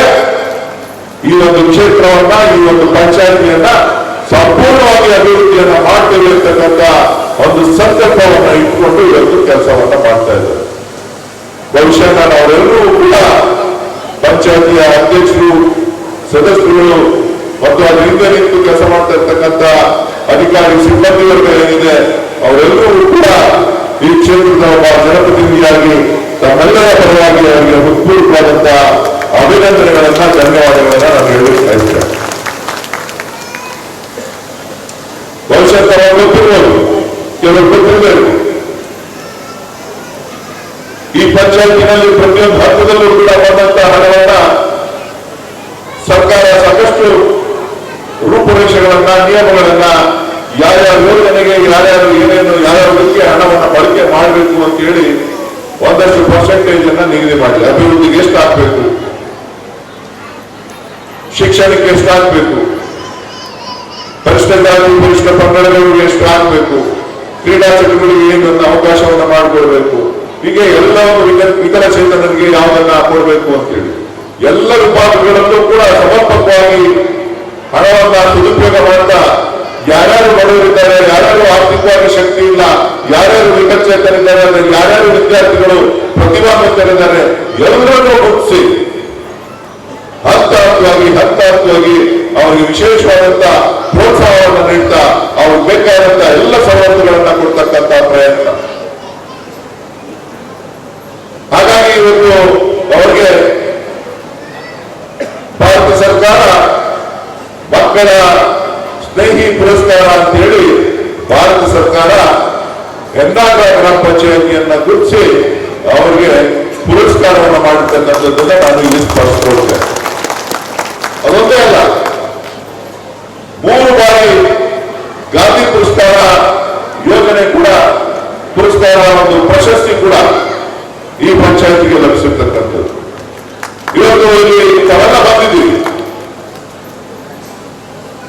ಕೆಲವು ಮಹಿಳೆಯರು ಬೇರೆ ಬೇರೆ ಸ್ತ್ರೀಶಕ್ತಿ ಗುಂಪುಗಳು ಬಂದಿದೆ. ಸ್ವಾವಲಂಬ ಯಜಮಾನರ ಯೋಜನೆಯಲ್ಲಿ ಫಲಾನುಭವಿಗಳು ಬಂದಿದ್ದೀವಿ ಮತ್ತು ಪರಿಶಿಷ್ಟ ಜಾತಿ ಮತ್ತು ಪಂಗಡದ ಮುಖಾಂತರ ಸುಮಾರು 100ಕ್ಕೂ ಹೆಚ್ಚು ಜನ ಹಸುಗಳನ್ನು ಪಡೆಯಲಿಕ್ಕೆ ಬಂದಿದ್ದೀವಿ. ವಿಕಲಚೇತನರು ಸುಮಾರು 15 ಜನ ಗಾಡಿಗಳನ್ನ ಏನೋ 2 ವೀಲರ್ 3 ವೀಲರ್ ವೆಹಿಕಲ್ ಅದನ್ನ ಪಡ್ಕೊಳ್ಳಿಕ್ಕೆ ಬಂದಿದ್ವಿ. ವಿದ್ಯಾರ್ಥಿಗಳು ಲ್ಯಾಪ್ಟಾಪ್ ಅನ್ನು ಪಡ್ಕೊಳ್ಳಿಕ್ಕೆ ಬಂದಿದ್ದಾರೆ. ಹೀಗೆ 10 ಹಲವು ಕಾರ್ಯಕ್ರಮಗಳನ್ನ ರೂಪಿಸಿ ಆ ವರ್ಷದಲ್ಲಿ ಏನು ಅನುದಾನ ಬರ್ತದೆ ಆ ವರ್ಷದಲ್ಲೇ ಅನುದಾನವನ್ನು ಸದ್ಬಳಕೆ ಮಾಡಿಕೊಂಡು ಒಂದು ಪಂಚಾಯತಿಯನ್ನ ಸರಿಯಾದ ನಿಟ್ಟಿನಲ್ಲಿ ತೆಗೆದುಕೊಳ್ಳುವಂತ ಪ್ರಯತ್ನವನ್ನ ಮಾಡ್ತಾ ನಿಮಗೆ ಸಹಕಾರ ಆಗಿ ಕೆಲಸ ಮಾಡ್ತಾ ಇರ್ತಕ್ಕಂಥ ಈ ಒಂದು ಸಂದರ್ಭದಲ್ಲಿ ನಾನು ನನ್ನ ಕೈಲಾದಂತ ಒಂದು ಅಳಿಲು ಸೇವೆಯನ್ನ ನಾನು ತಿಳಿದಂತ ಅನೇಕ ಏನು ಮಾಡಬೇಕು ಆ ಯೋಜನೆಗಳನ್ನ ಚಿಂತನೆಗಳನ್ನ ಇಟ್ಕೊಂಡು ನಾನು ಕೆಲಸ ಮಾಡ್ತೇನೆ. ಇವತ್ತು ಈ ಭಾಗದಲ್ಲಿ ನಾನು ಅನೇಕ ಸಂದರ್ಭಗಳಲ್ಲಿ ಪಂಚಾಯತಿಗಳಲ್ಲಿ ಗ್ರಾಮ ಸಭೆಗಳನ್ನ ಮಾಡಿದ್ದೇನೆ, ಜನಸಂಪರ್ಕ ಸಭೆಗಳನ್ನ ಮಾಡಿದ್ದೇನೆ. ಸಾಕಷ್ಟು ಕುಂದುಕೊರತೆಗಳನ್ನ ಸಾರ್ವಜನಿಕರಿಂದ ಪಡೆದಿದ್ದೇನೆ. ಒಬ್ಬರು ನನಗೆ ಮನೆ ಬೇಕು ಅಂತಾರೆ, ಒಬ್ಬರು ನನಗೆ ಸೈಟ್ ಬೇಕು ಅಂತಾರೆ, ಒಬ್ಬರು ನನಗೆ ಹಕ್ಕುಪತ್ರ ಬೇಕು ಅಂತಾರೆ, ಅವರು ನಮ್ಗೆ ರಸ್ತೆ ಬೇಕು ಅಂತಾರೆ, ಒಬ್ಬರು ನೀರು ಬೇಕು ಅಂತ ಹೇಳ್ತಾರೆ, ಒಬ್ಬರು ಕೈಗಾರಿಕೆಯಿಂದ ನಮಗೆ ಸಾಕಷ್ಟು ಹಾನಿ ಆಗ್ತಾ ಇದೆ ಅಂತ ಹೇಳ್ತಾರೆ, ಅವರು ನಮಗೆ ಶೈಕ್ಷಣಿಕವಾಗಿ ನಮಗೆ ಮುಂದೆ ತರಲಿಕ್ಕೆ ಒಂದು ರೂಪುವಂತ ಶೈಕ್ಷಣಿಕ ವ್ಯವಸ್ಥೆ ಬೇಕು ಅಂತ ಹೇಳ್ತಾರೆ, ಆರೋಗ್ಯ ವ್ಯವಸ್ಥೆ ರೂಪಿತ ಆಗಬೇಕು ಅಂತ ಹೇಳ್ತಾರೆ. ಹೀಗೆ 10 ಹಲವು ಸಮಸ್ಯೆಗಳನ್ನ ನನ್ನ ಮುಂದೆ ಹೇಳಿದ್ದಾರೆ. ಇವತ್ತು ಇಲ್ಲಿ 94C ಅಂತೇನು ನಾವು ಹಕ್ಕುಪತ್ರಗಳನ್ನ ವಿತರಣೆಯನ್ನ ಮಾಡ್ತಾ ಇದ್ದೇವೆ. ಈ ಹಕ್ಕುಪತ್ರಗಳನ್ನ ವಿತರಣೆ ಮಾಡ್ತಕ್ಕಂಥದ್ದು ಇವತ್ತಿನ ಮುಖ್ಯಮಂತ್ರಿಗಳಾದ ಸಿದ್ದರಾಮಯ್ಯನವರು ಹಿಂದೆ ಮುಖ್ಯಮಂತ್ರಿ ಆಗಿದ್ದಂತ ಸಂದರ್ಭದಲ್ಲಿ ಯಾರು ಸರ್ಕಾರಿ ಭೂಮಿಗಳಲ್ಲಿ ಮನೆಗಳನ್ನ ಕಟ್ಕೊಂಡಿದ್ದೀರಿ ಅವರಿಗೆ ಅಕ್ರಮ ಸಕ್ರಮ ಯೋಜನೆಯಡಿ ಅವರಿಗೆ ಹಕ್ಕುಪತ್ರಗಳನ್ನ ಕೊಡಬೇಕು, ಅವರಿಗೆ ಒಂದು ಜೀವನಕ್ಕೆ ದಾರಿಯನ್ನ ಮಾಡಿಕೊಡ್ಬೇಕು ಅಂತ ಹೇಳಿ ಕಾನೂನನ್ನ ತಂದು ಆ ನಿಟ್ಟಿನಲ್ಲಿ ಅನೇಕರಿಗೆ ಇವತ್ತು ನಾವು ಸುಮಾರು 100 ಜನರಿಗೆ ಇಲ್ಲಿ ನಾವು ಅವಕಾಶಗಳನ್ನ ಕೊಟ್ಟಿದ್ದೇವೆ. ಅವರಿಗೆ ಉಚಿತವಾಗಿ ಸುಮಾರು 1,000 7,000 ಹಣ ಪಾವತಿ ಮಾಡಿರಬೇಕು ಸರ್ಕಾರಿ ಕೇಸ್ ಕಾಣುತ್ತಿದೆ. ಅವರಿಗೆ ಹಕ್ಕುಪತ್ರಗಳನ್ನ ಕೊಡ್ತಕ್ಕಂಥ 94CC ಅಡಿನಲ್ಲಿ ಅವರಿಗೆ ರಿಜಿಸ್ಟ್ರೇಷನ್ ಮಾಡಿಕೊಟ್ಟಿರ್ತಕ್ಕಂಥದ್ದಿದೆ. ಅದ್ರ ಜೊತೆಗೆ ಇವತ್ತು ಅವರಿಗೆ ಈ ಸ್ವತ್ತು ಈ ಖಾತೆಯನ್ನು ಕೂಡ ಕೊಡುವಂತ ಕಾರ್ಯಕ್ರಮವನ್ನು ಸುಮಾರು 250 ಜನರಿಗೆ ಈ ಖಾತೆಯನ್ನು ಕೊಡ್ಲಿಕ್ಕೆ ನಾವು ತೀರ್ಮಾನವನ್ನು ಮಾಡಿದ್ದೇವೆ. ಅದರ ಜೊತೆಗೆ ಇನ್ನು ಯಾರು ಕೆಲವು ರೂಪಾಯಿದ್ದಾರೆ ಅವರಿಗೆ 125 ಜನಕ್ಕೆ ಇವತ್ತು 94C ಅಡಿ ತಾತ್ಕಾಲಿಕ ಪತ್ರಗಳನ್ನ ನಾವು ವಿತರಣೆಯನ್ನ ನಾವು ಮಾಡ್ತಾ ಇದ್ದೇವೆ.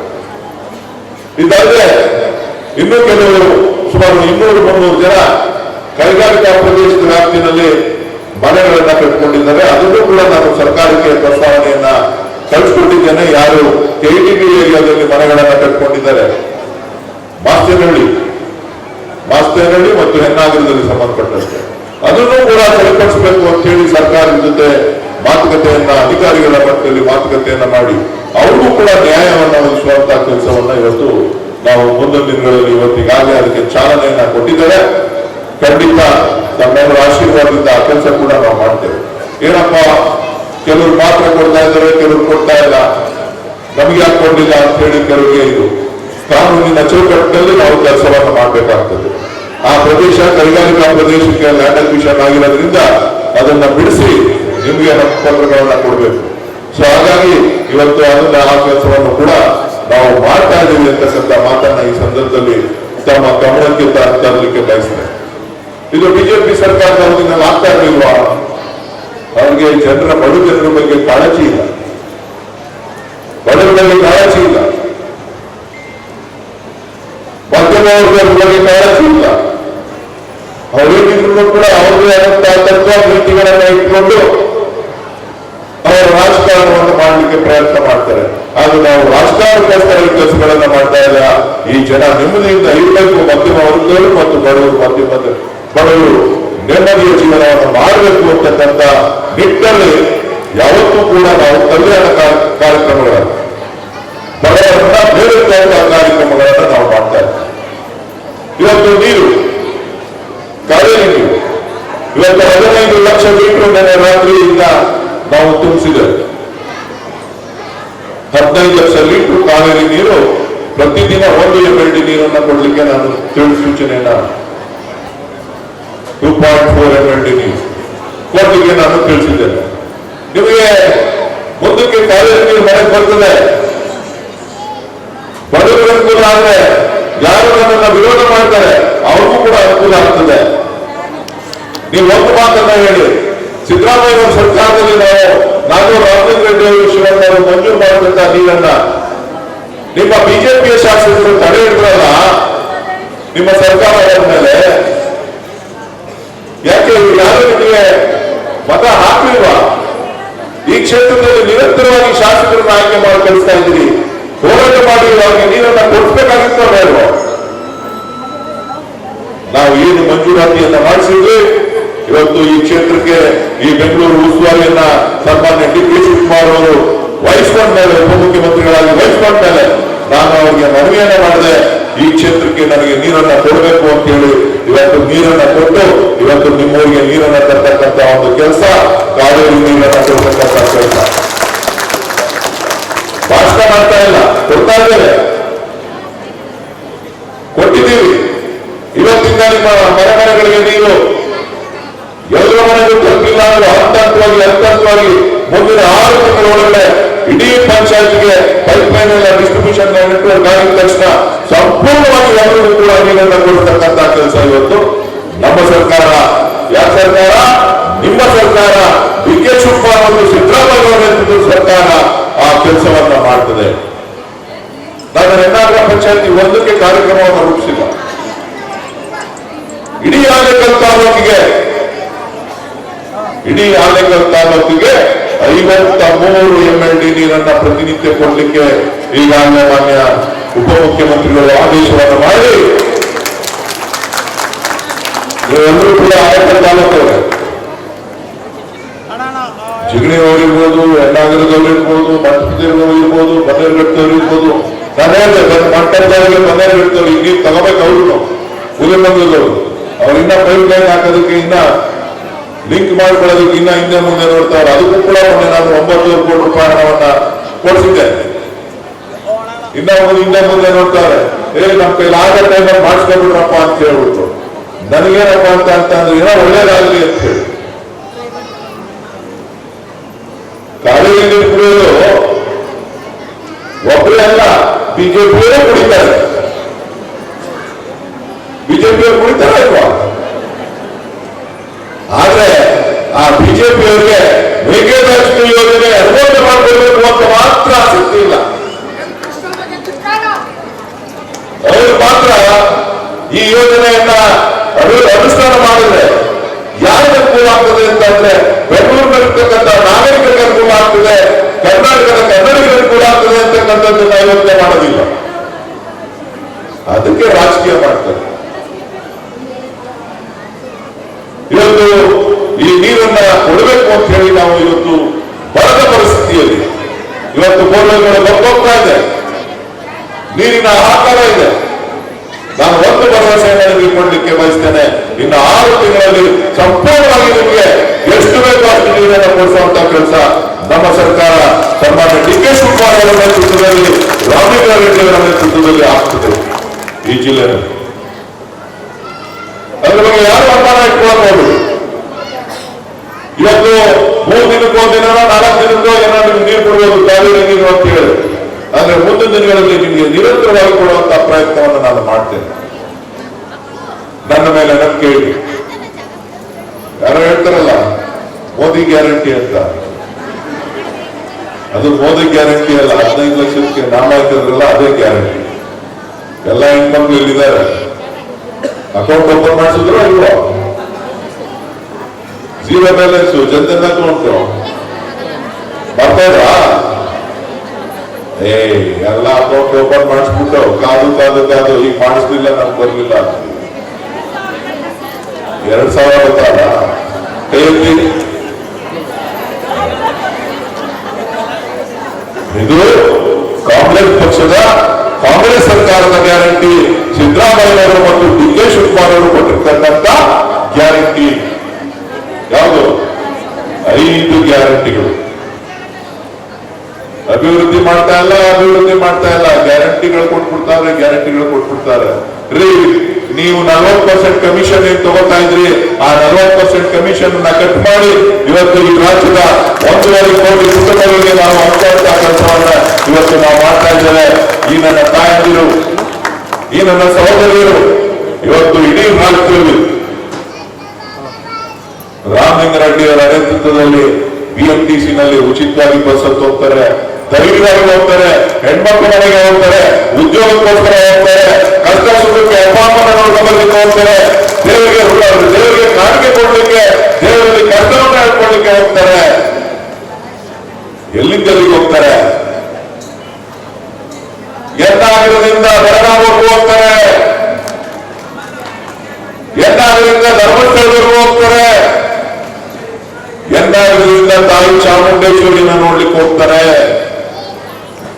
ಯತ್ನಾಗಿರದಿಂದ ಮಾಲೂರಿಗೆ ಹೋಗ್ತಾರೆ, ಕೋಲಾರಕ್ಕೆ ಹೋಗ್ತಾರೆ, ಚಿಕ್ಕಬಳ್ಳಾಪುರಕ್ಕೆ ಹೋಗ್ತಾರೆ, ಪ್ರತಿನಿತ್ಯ ಉದ್ಯೋಗಕ್ಕೋಸ್ಕರ ಹೋಗ್ತಾರೆ.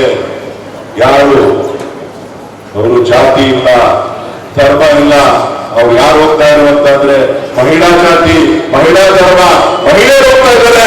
ಇಡೀ ರಾಜ್ಯದಲ್ಲಿ ಯಾವುದೇ ಪಕ್ಷಕ್ಕೆ ಸೇರಿದಂತವರು ಕೂಡ ಗುರುತಿನ ಚೀಟಿ ಇಲ್ಲದೆ ಇವತ್ತು ಮನೆ ಮನೆಗೆ ಪ್ರತಿಯೊಂದು ಮನೆಯವರು ಕೂಡ ಹೋಗುವಂತ ಕೆಲಸ ಯಾರು ಮಾಡಿದ್ದಾರೆ ಅಂತ ಅಂದ್ರೆ ಅದು ಸಿದ್ದರಾಮಯ್ಯನವರ ಸರ್ಕಾರ, DK ಶಿವಕುಮಾರ್ ಅವರ ಸರ್ಕಾರ, ರಾಮಲಿಂಗಾರೆಡ್ಡಿ ಅವರ ನೇತೃತ್ವದಲ್ಲಿ ಮಾಡಿರ್ತಕ್ಕಂಥದ್ದು.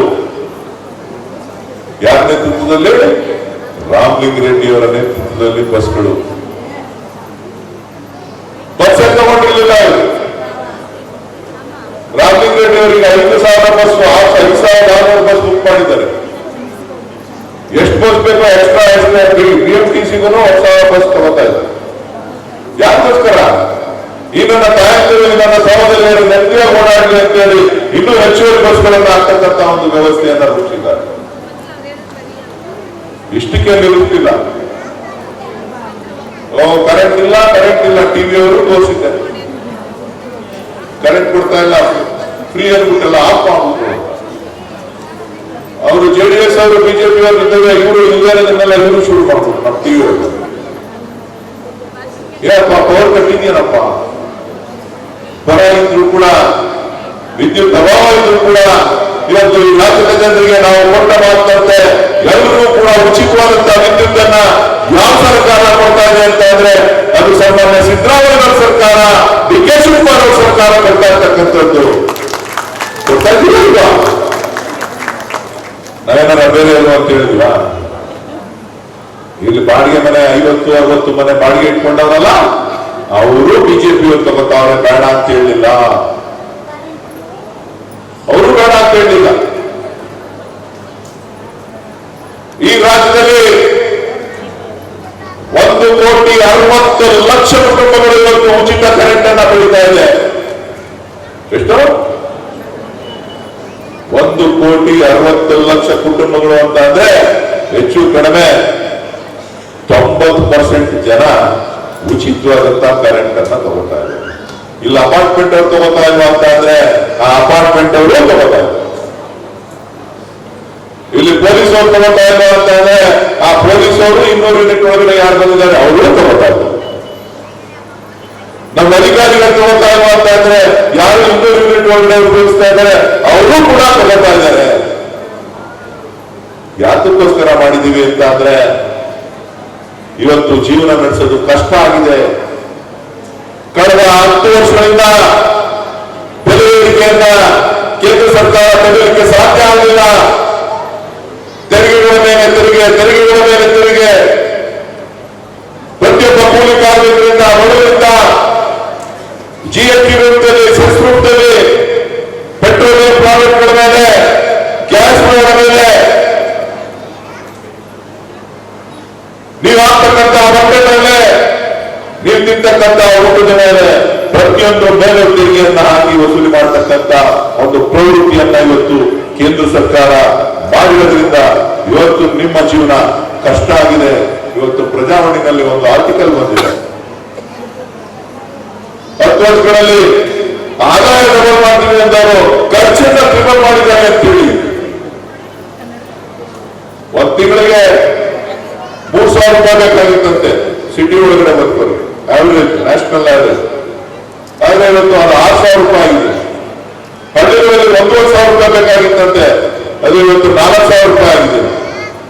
ಅಂದ್ರೆ ಜೀವನ ನಡೆಸೋದು ಎಷ್ಟು ಕಷ್ಟ ಆಗ್ತಾ ಇದೆ ಪ್ರತಿಯೊಬ್ಬರಿಗೂ ಕೂಡ ಅಂತಕ್ಕಂಥದ್ದನ್ನ ಇವತ್ತು ನೀವು ಲೆಕ್ಕ ಹಾಕಬೇಕು. ಆ ಒಂದು ನಿಟ್ಟಿನಲ್ಲಿ 5 ಗ್ಯಾರಂಟಿಗಳನ್ನ ತಂದಿದ್ದು. ನಮ್ಮ ಹತ್ರ ದುಡ್ಡಿಗೆ ಎತ್ಕೊಂಡು ಕೊಡ್ಬೇಕು ಅಂತಲ್ಲ, ಯಾವ ಭ್ರಷ್ಟಾಚಾರವನ್ನು ಮಾಡ್ತಾ 40% ಕಮಿಷನ್ ಇಸ್ಕೊಡ್ತಾ ಇದ್ರು ಅದನ್ನ ತೆಗೆದು ನಿಮಗೆ ಕೊಡ್ಬೇಕು. ಈ ರಾಜ್ಯದ ಜನರಿಗೆ ಅಕ್ಕಿ ಕೊಡ್ತೀವಿ ಅಂದ್ವಿ, ಕೇಂದ್ರ ಸರ್ಕಾರದವರು ಅಕ್ಕಿ ಕೊಡಕ್ಕೆ ಮುಂದೆ ಬರಲಿಲ್ಲ. 10 ಕೆಜಿ ಅಕ್ಕಿ ಕೊಡಬೇಕು ಅಂತ ಹೇಳಿ 5 ಕೆಜಿ ಅಕ್ಕಿ ಕೊಡ್ತಾ ಇದ್ದಂತವರು ಸಿದ್ದರಾಮಯ್ಯ ಸರ್ಕಾರ ಉಚಿತವಾಗಿ ಅನ್ನಭಾಗ್ಯ ಯೋಜನೆಯನ್ನ ಜಾರಿಗೆ ತಂದರು. ಈಗ ಮೋದಿ ಅವರನ್ನ 29 ಅಕ್ಕಿ ಕೊಡ್ತೀನಿ ಅಂದ್ಬಿಟ್ಟು ಏನೋ ಮನೆಗೆ ಕಳಿಸ್ತಾ ಇದ್ದಾರೆ ಅಂತ ಯಾರು ಬಿಜೆಪಿ ಅವರನ್ನೆಲ್ಲ ಮಾಡ್ಬಿಟ್ಟು. ನಾವು ನಿಮ್ಮ ಅಕೌಂಟ್ಗೆ 34 ರೂಪಾಯಿ ಕೊಡ್ತಾ ಇದ್ದೀವಿ, 34 ರೂಪಾಯಿಗೆ ಅಕ್ಕಿ ಕಾಸು ಕೊಡ್ತೀವಿ ಕೊಡ್ರಪ್ಪ ಅಂತ ಅಂದ್ರೆ ಅವ್ರು ಕೊಡ್ಲಿಲ್ಲ. ಹೀಗೆ ಯಾವಾಗ ಅವ್ರಿಗೆ ರಿವರ್ಸ್ ಆಗ್ತದೆ ಅಂತ ಗೊತ್ತಾಯ್ತು, ಈ ಗ್ಯಾರಂಟಿಗಳು ಅವರಿಗೆ ತಿರುಮಂತ್ರ ಹೇಳ್ತಾರೆ, ಹೆಣ್ಮಕ್ಳು ಅವರಿಗೆ ಉತ್ತರವನ್ನು ಕೊಡ್ತಾರೆ ಅಂತ ಗೊತ್ತಾಯ್ತು. ಈಗ ಅವರು ಬೇರೆ ರೀತಿ ನಿಮ್ಮ ಹತ್ರ ಬರ್ಲಿಕ್ಕೆ ಪ್ರಯತ್ನವನ್ನ ಮಾಡ್ತಾರೆ. 170 ರೂಪಾಯಿ ಒಂದು ಅಕ್ಕಿ, ಒಂದು ಕಾಳಿಗೆ ಎಷ್ಟು? ಒಬ್ಬರಿಗೆ 170 ರೂಪಾಯಿ. 4,50,00,000 ಜನರಿಗೆ, ನಮ್ಮ ರಾಜ್ಯದಲ್ಲಿರೋದು 7 ಕೋಟಿ ಜನಸಂಖ್ಯೆ, 4,50,00,000 ಜನಸಂಖ್ಯೆಗೆ ಇವತ್ತು 170 ರೂಪಾಯಿ ಅಂತೆ ಪ್ರತಿ ತಿಂಗಳು ಕಳೆದ 7 ತಿಂಗಳಿಂದ ನಿಮ್ಮ ಖಾತೆಗೆ ನೇರವಾಗಿ ಹಣವನ್ನ ಕೊಡ್ತಾ ಇರ್ತಕ್ಕಂಥ ಈ ದೇಶದಲ್ಲಿ ಒಂದೇ ಒಂದು ಸರ್ಕಾರ ಯಾವಾಗ ಇತ್ತು ಅಂತ ಅಂದ್ರೆ ಅದು ಕರ್ನಾಟಕ ಕಾಂಗ್ರೆಸ್ ಸರ್ಕಾರ, ಸನ್ಮಾನ್ಯ ಸಿದ್ದರಾಮಯ್ಯ ಅವರ ನೇತೃತ್ವದ ಡಿ.ಕೆ. ಶಿವಕುಮಾರ್ ಅವರ ನೇತೃತ್ವದ ಸರ್ಕಾರ. ಈ ಹೆಣ್ಣು ಮಕ್ಕಳು, ಬಡವರು, ಮಧ್ಯಮ ವರ್ಗದವರಿಗೆ ಗೊತ್ತಿಲ್ಲ ಯಾವ ಜಾತಿ ಅವರು, ನಮಗೆ ಗೊತ್ತಿಲ್ಲ ಪಕ್ಷ ಯಾವುದು ಅಂತ ಹೇಳಿ ಗೊತ್ತಿಲ್ಲ, ಅವ್ರು ಯಾವ ಊರವರು ಅಂತ ಗೊತ್ತಿಲ್ಲ. ಯಾರ್ಯಾರು BPL ಕಾರ್ಡ್ ಇತ್ತು ಅವರೆಲ್ಲರೂ ಕೂಡ ಕೊಡ್ತಾ ಇದ್ದೇವೆ. ಇಡೀ ವಿಶ್ವದ ಗಮನವನ್ನ, ಇಡೀ ಚಿತ್ರಣವನ್ನ, ಭಾರತದ ಚಿತ್ರಣವನ್ನ, ಕರ್ನಾಟಕದ ಚಿತ್ರಣವನ್ನು ಬದಲಾವಣೆ ಮಾಡತಕ್ಕಂತ 5 ಗ್ಯಾರಂಟಿಗಳನ್ನ ಇವತ್ತು ನಾವು ತಂದಿದ್ದೇವೆ. ಗೃಹಲಕ್ಷ್ಮಿ ಯೋಜನೆ ಜಾರಿಗೆ ತಂದ್ವಿ. ಏನ್ ಬಡ್ಕೊಂಡ್ರು JDS ಅವರು, ಬಿಜೆಪಿ ಅವರು ಅಂದ್ರೆ ಏನೋ ಮಾಡ್ಬಿಟ್ಟಿದೀವಿ, ಏನೋ ಆಗೋಯ್ತಾ ಇದೆ, ಏನೋ ಮುಗಿಸ್ಬಿಟ್ಟಿದೀವಿ ಅಂತ. ಇವತ್ತು ಎಲ್ಲ ಹೆಣ್ಮಕ್ಳು ಖಾತೆಗೆ ಎಷ್ಟು ತಿಂಗಳಿಂದ ಬರ್ತಾ ಇದೆ ದುಡ್ಡು? 6, 5, 7, 6 ತಿಂಗಳು. 6 ತಿಂಗಳಿಂದ 12,000 ರೂಪಾಯಿ ಬಂದಿದೆ. ನೀವು ಜನಧನ್ ಅಕೌಂಟ್ ಓಪನ್ ಮಾಡ್ಕೊಂಡಿದ್ದಕ್ಕೂ ಸಾರ್ಥಕ ಇದೆ. ಏನ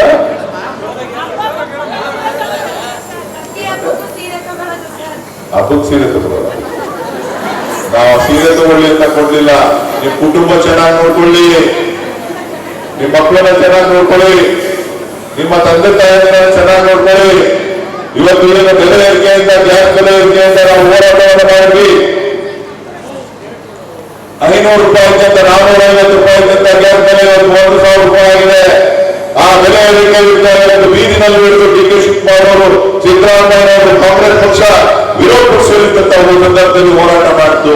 ಅದಕ್ಕೆ ಪರಿಹಾರವಾಗಿ ನಾವು ನಿಮಗೆ ಶಕ್ತಿಯಾಗಿ ನಿಲ್ಲಬೇಕು ಅಂತ ಹೇಳಿ ಇವತ್ತು 500 ರೂಪಾಯಿನ ಕೊಡ್ತೀವಿ ಅಂತ ತೀರ್ಮಾನ ಮಾಡಿದ್ವಿ. GST ಎಷ್ಟು ಕಟ್ತಾ ಇದ್ದೀರಾ ಗೊತ್ತಾ ಕನ್ನಡದವರು? ನಾನೊಂದು ಧ್ವನಿ ಎತ್ತಿದ್ದೀನಿ. ಏನ್ ಹೇಳಿ? ನಮ್ಮ ತೆರಿಗೆ ಏನ್ ಹೇಳ್ರಿ ಹೆಣ್ಮಕ್ಳು? ನಿಮ್ದೆಲ್ಲ ಟ್ಯಾಕ್ಸ್ ಎಷ್ಟು ಕಟ್ಟಿದ್ದೀರಿ ಹೇಳಿ? ಎಷ್ಟು ಕಟ್ತಾ ಇದ್ದೀರಿ ಹೇಳಿ? ಕರ್ನಾಟಕದ ಸರಾಸರಿ GST ತೆರಿಗೆ ಎಷ್ಟು ಹೇಳಿ? ಕರ್ನಾಟಕದಿಂದ GST ಹೋಗ್ತಕ್ಕಂಥದ್ದು ಎಷ್ಟು ಗೊತ್ತಾ? ಒಬ್ಬೊಬ್ಬ ಮನುಷ್ಯ ಕರ್ನಾಟಕದಿಂದ 13,500 ರೂಪಾಯಿ GST ಕಟ್ತಾರೆ. ಅವನು ಬಡವ ಇರ್ಬೋದು, ಮಲ್ಲಿಗ ಇರ್ಬೋದು, ಎಲ್ಲರೂ ಇಡೀ ದೇಶದಲ್ಲಿ ವರ್ಷಕ್ಕೆ ಎಷ್ಟು ಕಟ್ತಾ ಇದ್ದಾರೆ GST? 13,500. ನಮ್ಮ ಉತ್ತರ ಭಾರತದಲ್ಲಿ ಉತ್ತರ ಪ್ರದೇಶದವರು ಎಷ್ಟು ಕಟ್ತಾರೆ ಗೊತ್ತಾ? ಎಷ್ಟು ಕಟ್ತಾರೆ ಹೇಳಿ? ಎಷ್ಟು ಕಟ್ತಾರೆ ಹೇಳ್ರಮ್ಮ? 2,500 ರೂಪಾಯಿ ಕಟ್ತಾರೆ. ಎಷ್ಟು ಕಟ್ತಾರೆ? 2,500 ರೂಪಾಯಿ. ನಿಮ್ ದುಡ್ಡೆಲ್ಲ ಎಲ್ಲೋಯ್ತದೆ? ನಿಮ್ ದುಡ್ಡೆಲ್ಲ ಎಲ್ಲೋಯ್ತದೆ? ನಿಮ್ ದುಡ್ಡೆಲ್ಲ ಕಾವೇರಿ ನೀರು ಕೂಡ ಬರ್ತಾ ಇಲ್ಲ. ನಿಮ್ ದುಡ್ಡು ರಸ್ತೆ ಅಭಿವೃದ್ಧಿಗೆ ಬರ್ತಾ ಇಲ್ಲ. ನಿಮ್ ದುಡ್ಡು ವಿದ್ಯುತ್ ಶಕ್ತಿಗೆ ಕೊಡೋದಕ್ಕೆ ಬರ್ತಾ ಇಲ್ಲ. ನಿಮ್ಮ ಹಣ ಉತ್ತರ ಭಾರತಕ್ಕೆ, ಉತ್ತರ ಪ್ರದೇಶಕ್ಕೆ ಹೊರಟೋಗ್ತಾ ಇದೆ. 4,30,30,000 ಕೋಟಿ ರೂಪಾಯಿ ಹಣವನ್ನ ನಾವು ಕೇಂದ್ರಕ್ಕೆ ಕೊಡ್ತಾ ಇದ್ದೀವಿ. ಅವ್ರನ್ನ ಕೊಡ್ತಾ ಇರಲ್ಲ 50,000 ಕೋಟಿ ರೂಪಾಯಿ ಒಂದು ವರ್ಷಕ್ಕೆ. ಕನ್ನಡಿಗ ತೆರಿಗೆ ಹಣ ಅಂತ ಹೇಳಿದ್ರೆ ಅಷ್ಟು ಸಲೀಸಾಗಿದ್ಯಾ? ನಮ್ಮ ಕರ್ನಾಟಕದ ಕನ್ನಡಿಗರಿಗೆ ಹೊಟ್ಟೆ ಇರಲ್ಲ ಯಾವುದು ಅಂದ್ರೆ ಅದು ಕರ್ನಾಟಕ. ಕರ್ನಾಟಕದ ಕನ್ನಡಿಗರಿಗೆ ಜಾಗ ಕರ್ನಾಟಕ. ಇವತ್ತು ನಮ್ಮ ಹಣವನ್ನ ನೀವೆತ್ಕೊಂಡು ಉತ್ತರ ಭಾರತಕ್ಕೆ ಅಭಿವೃದ್ಧಿಗೆ ಅಂತೇಳಿ ನೀವು ನಮ್ಮ ಹಣವನ್ನ ತೆರಿಗೆಯನ್ನ ಕೊಡ್ತಾ ಇದ್ದೀರಲ್ಲ, ನನ್ನನ್ನ ದೇಶದ್ರೋಹಿಗೆ ಅಂತ ಕರೀತೀರಿ, ನನ್ನನ್ನ ಹುಟ್ಟಿಗೆ ಸಾಯಿಸಿ ಅಂತ ಹೇಳ್ತೀರಿ. ಅಷ್ಟೊಂದು ಇಷ್ಟ ಆದರೆ ಸಾಯಿಸಿ. ನೀವೇನು ಮಹಾತ್ಮ ಗಾಂಧಿಯನ್ನೇ ಕೊಂಡಂತವರು, ನಾನೇನು ಲೆಕ್ಕ ಇಲ್ಲ. ಆದ್ರೆ ಕನ್ನಡಿಗರ ಧ್ವನಿಯಾಗಿ ನಾನು ಕೆಲಸ ಮಾಡಬೇಕಾಗಿದೆ, ಅದನ್ನ ಮುಂದುವರಿಸ್ತೇನೆ ಅಂತಕ್ಕಂಥ ಮಾತನ್ನ ಈ ಸಂದರ್ಭದಲ್ಲಿ ನಾನು ಹೇಳಲಿಕ್ಕೆ ಬಯಸ್ತೇನೆ. ನೀವು 100 ರೂಪಾಯಿ ಕೊಟ್ಟು 100 ರೂಪಾಯಿ ಬರ್ಬೇಕಾದ್ರೆ ನಿಮ್ಗೆ ಎಷ್ಟು ಬರ್ತದೆ ಗೊತ್ತೇನ್ರಿ? ನಿಮ್ಗೆ 2,000 ರೂಪಾಯಿ ಕೊಡ್ತಾ ಇದೀವಿ. ಬಿಜೆಪಿ ಅವರು, ಜೆಡಿಎಸ್ ಅವರು ಬಾಯ್ದವರು ಗೊತ್ತಾವ್ರೆ 2,000 ರೂಪಾಯಿ ಹೆಣ್ಮಕ್ಳು ಕೊಟ್ಬಿಡ್ತಾವ್ರೆ ಅಂತ. ಬಡವರಿಗೆ 2,000 ರೂಪಾಯಿ ಕೊಟ್ಬಿಟ್ರೆ ಅವ್ರಿಗೆ ಗೊತ್ತೇವ್ರಿ. ಉತ್ತರ ಪ್ರದೇಶಕ್ಕೆ ಎಷ್ಟು ಕೊಡ್ತಾವ್ರೆ ಅಂತ ಹೇಳ್ತೀನಿ, ಗುಜರಾತ್ಗೆ ಎಷ್ಟು ಕೊಡ್ತಾವ್ರೆ ಅಂತ ಹೇಳ್ತೀನಿ, ರಾಜಸ್ಥಾನಕ್ಕೆ ಎಷ್ಟು ಕೊಡ್ತಾವ್ರೆ ಅಂತ ಹೇಳ್ತೀನಿ. ನಿಮ್ಗೆ 2,000 ರೂಪಾಯಿ ಅಲ್ಲ, ನಮಗೆ 100 ರೂಪಾಯಿ ಬರೋ ಜಾತಿಯಲ್ಲಿ ನಮ್ಗೆ ಕೊಡ್ತಾ ಇರೋದು 300 ರೂಪಾಯಿ. ಉತ್ತರ ಪ್ರದೇಶದಲ್ಲಿ ಎಷ್ಟು ಕೊಡ್ತಾ ಇರೋದು ಗೊತ್ತಾ? 333 ರೂಪಾಯಿ. ಎಷ್ಟು ರೂಪಾಯಿ? ನನಗೆ 100 ರೂಪಾಯಿ ಬರೋ ಜಾತಿಯಲ್ಲಿ 100 ರೂಪಾಯಿ ಗೊತ್ತು ಅಂತ ನಿಮ್ಗೆ ಇನ್ನೆಷ್ಟು ಕೊಡ್ಬೋದು ಗೊತ್ತಾ? 2,000 ಸೇರಿಸಿ 4,000 ಕೊಡ್ಬೋದು. ಯಾಕೆ? ಕರ್ನಾಟಕದ ಕನ್ನಡಿಗರ ಹಣವನ್ನ ಕನ್ನಡಿಗರಿಗೆ ಕೊಡ್ಬೋದು. ನಮ್ಮ ಹಣನ ನೀವು ಉತ್ತರ ಪ್ರದೇಶದಲ್ಲಿ ಕೊಡೋದಕ್ಕೆ ನಿಮ್ಗೆ ಇಷ್ಟೊಂದು ಧೈರ್ಯ ಇತ್ತು ಅಂತ ಅಂದ್ರೆ ನಾವು ಪ್ರಶ್ನೆ ಮಾಡೋದಕ್ಕೆ ನಮ್ಗೆ ಧೈರ್ಯ ಬೇಡ್ರಿ. ಜಾಗೃತರಾಗಬಾರ್ದ? ಪ್ರಶ್ನೆಯನ್ನ ಕೇಳಬಾರ್ದ? 2,000 ರೂಪಾಯಿ ಕೊಟ್ಟೆ ಬಿಜೆಪಿ ಅವರಿಗೆ ಹೊಟ್ಟೆ ನೋವು. ಉತ್ತರ ಪ್ರದೇಶಕ್ಕೆ ಮಾನವನ್ನ ನೀವು ತೆಗೆದುಕೊಂಡು ಹೋಗಿ ಕೊಡ್ತಾ ಇದ್ದೀರಲ್ಲ, ಜನಸಂಖ್ಯೆ ಆಧಾರದ ಮೇಲಂತೆ. ಅದೇ ನೀವು ಹೇಳೋದು ಏನೇ ಒಂದು ಕಾನೂನು ತಂದ್ರೆ ಆ ಶಿಸ್ತನ್ನು ಪಾಲನೆ ಮಾಡಬೇಕಾಗಿರ್ತಕ್ಕಂಥದ್ರಲ್ಲಿ ಕರ್ನಾಟಕ ಮುಂದಿದೆ, ದಕ್ಷಿಣ ಭಾರತ ಮುಂದಿದೆ. ಏನಾದ್ರೆ 4-4-5 ಮಕ್ಕಳು ಮಾಡ್ಕೋಬೇಕಾಗಿತ್ತ? ಮಕ್ಕಳು ಮಾಡ್ಕೋಬೇಕಾಗಿತ್ತ?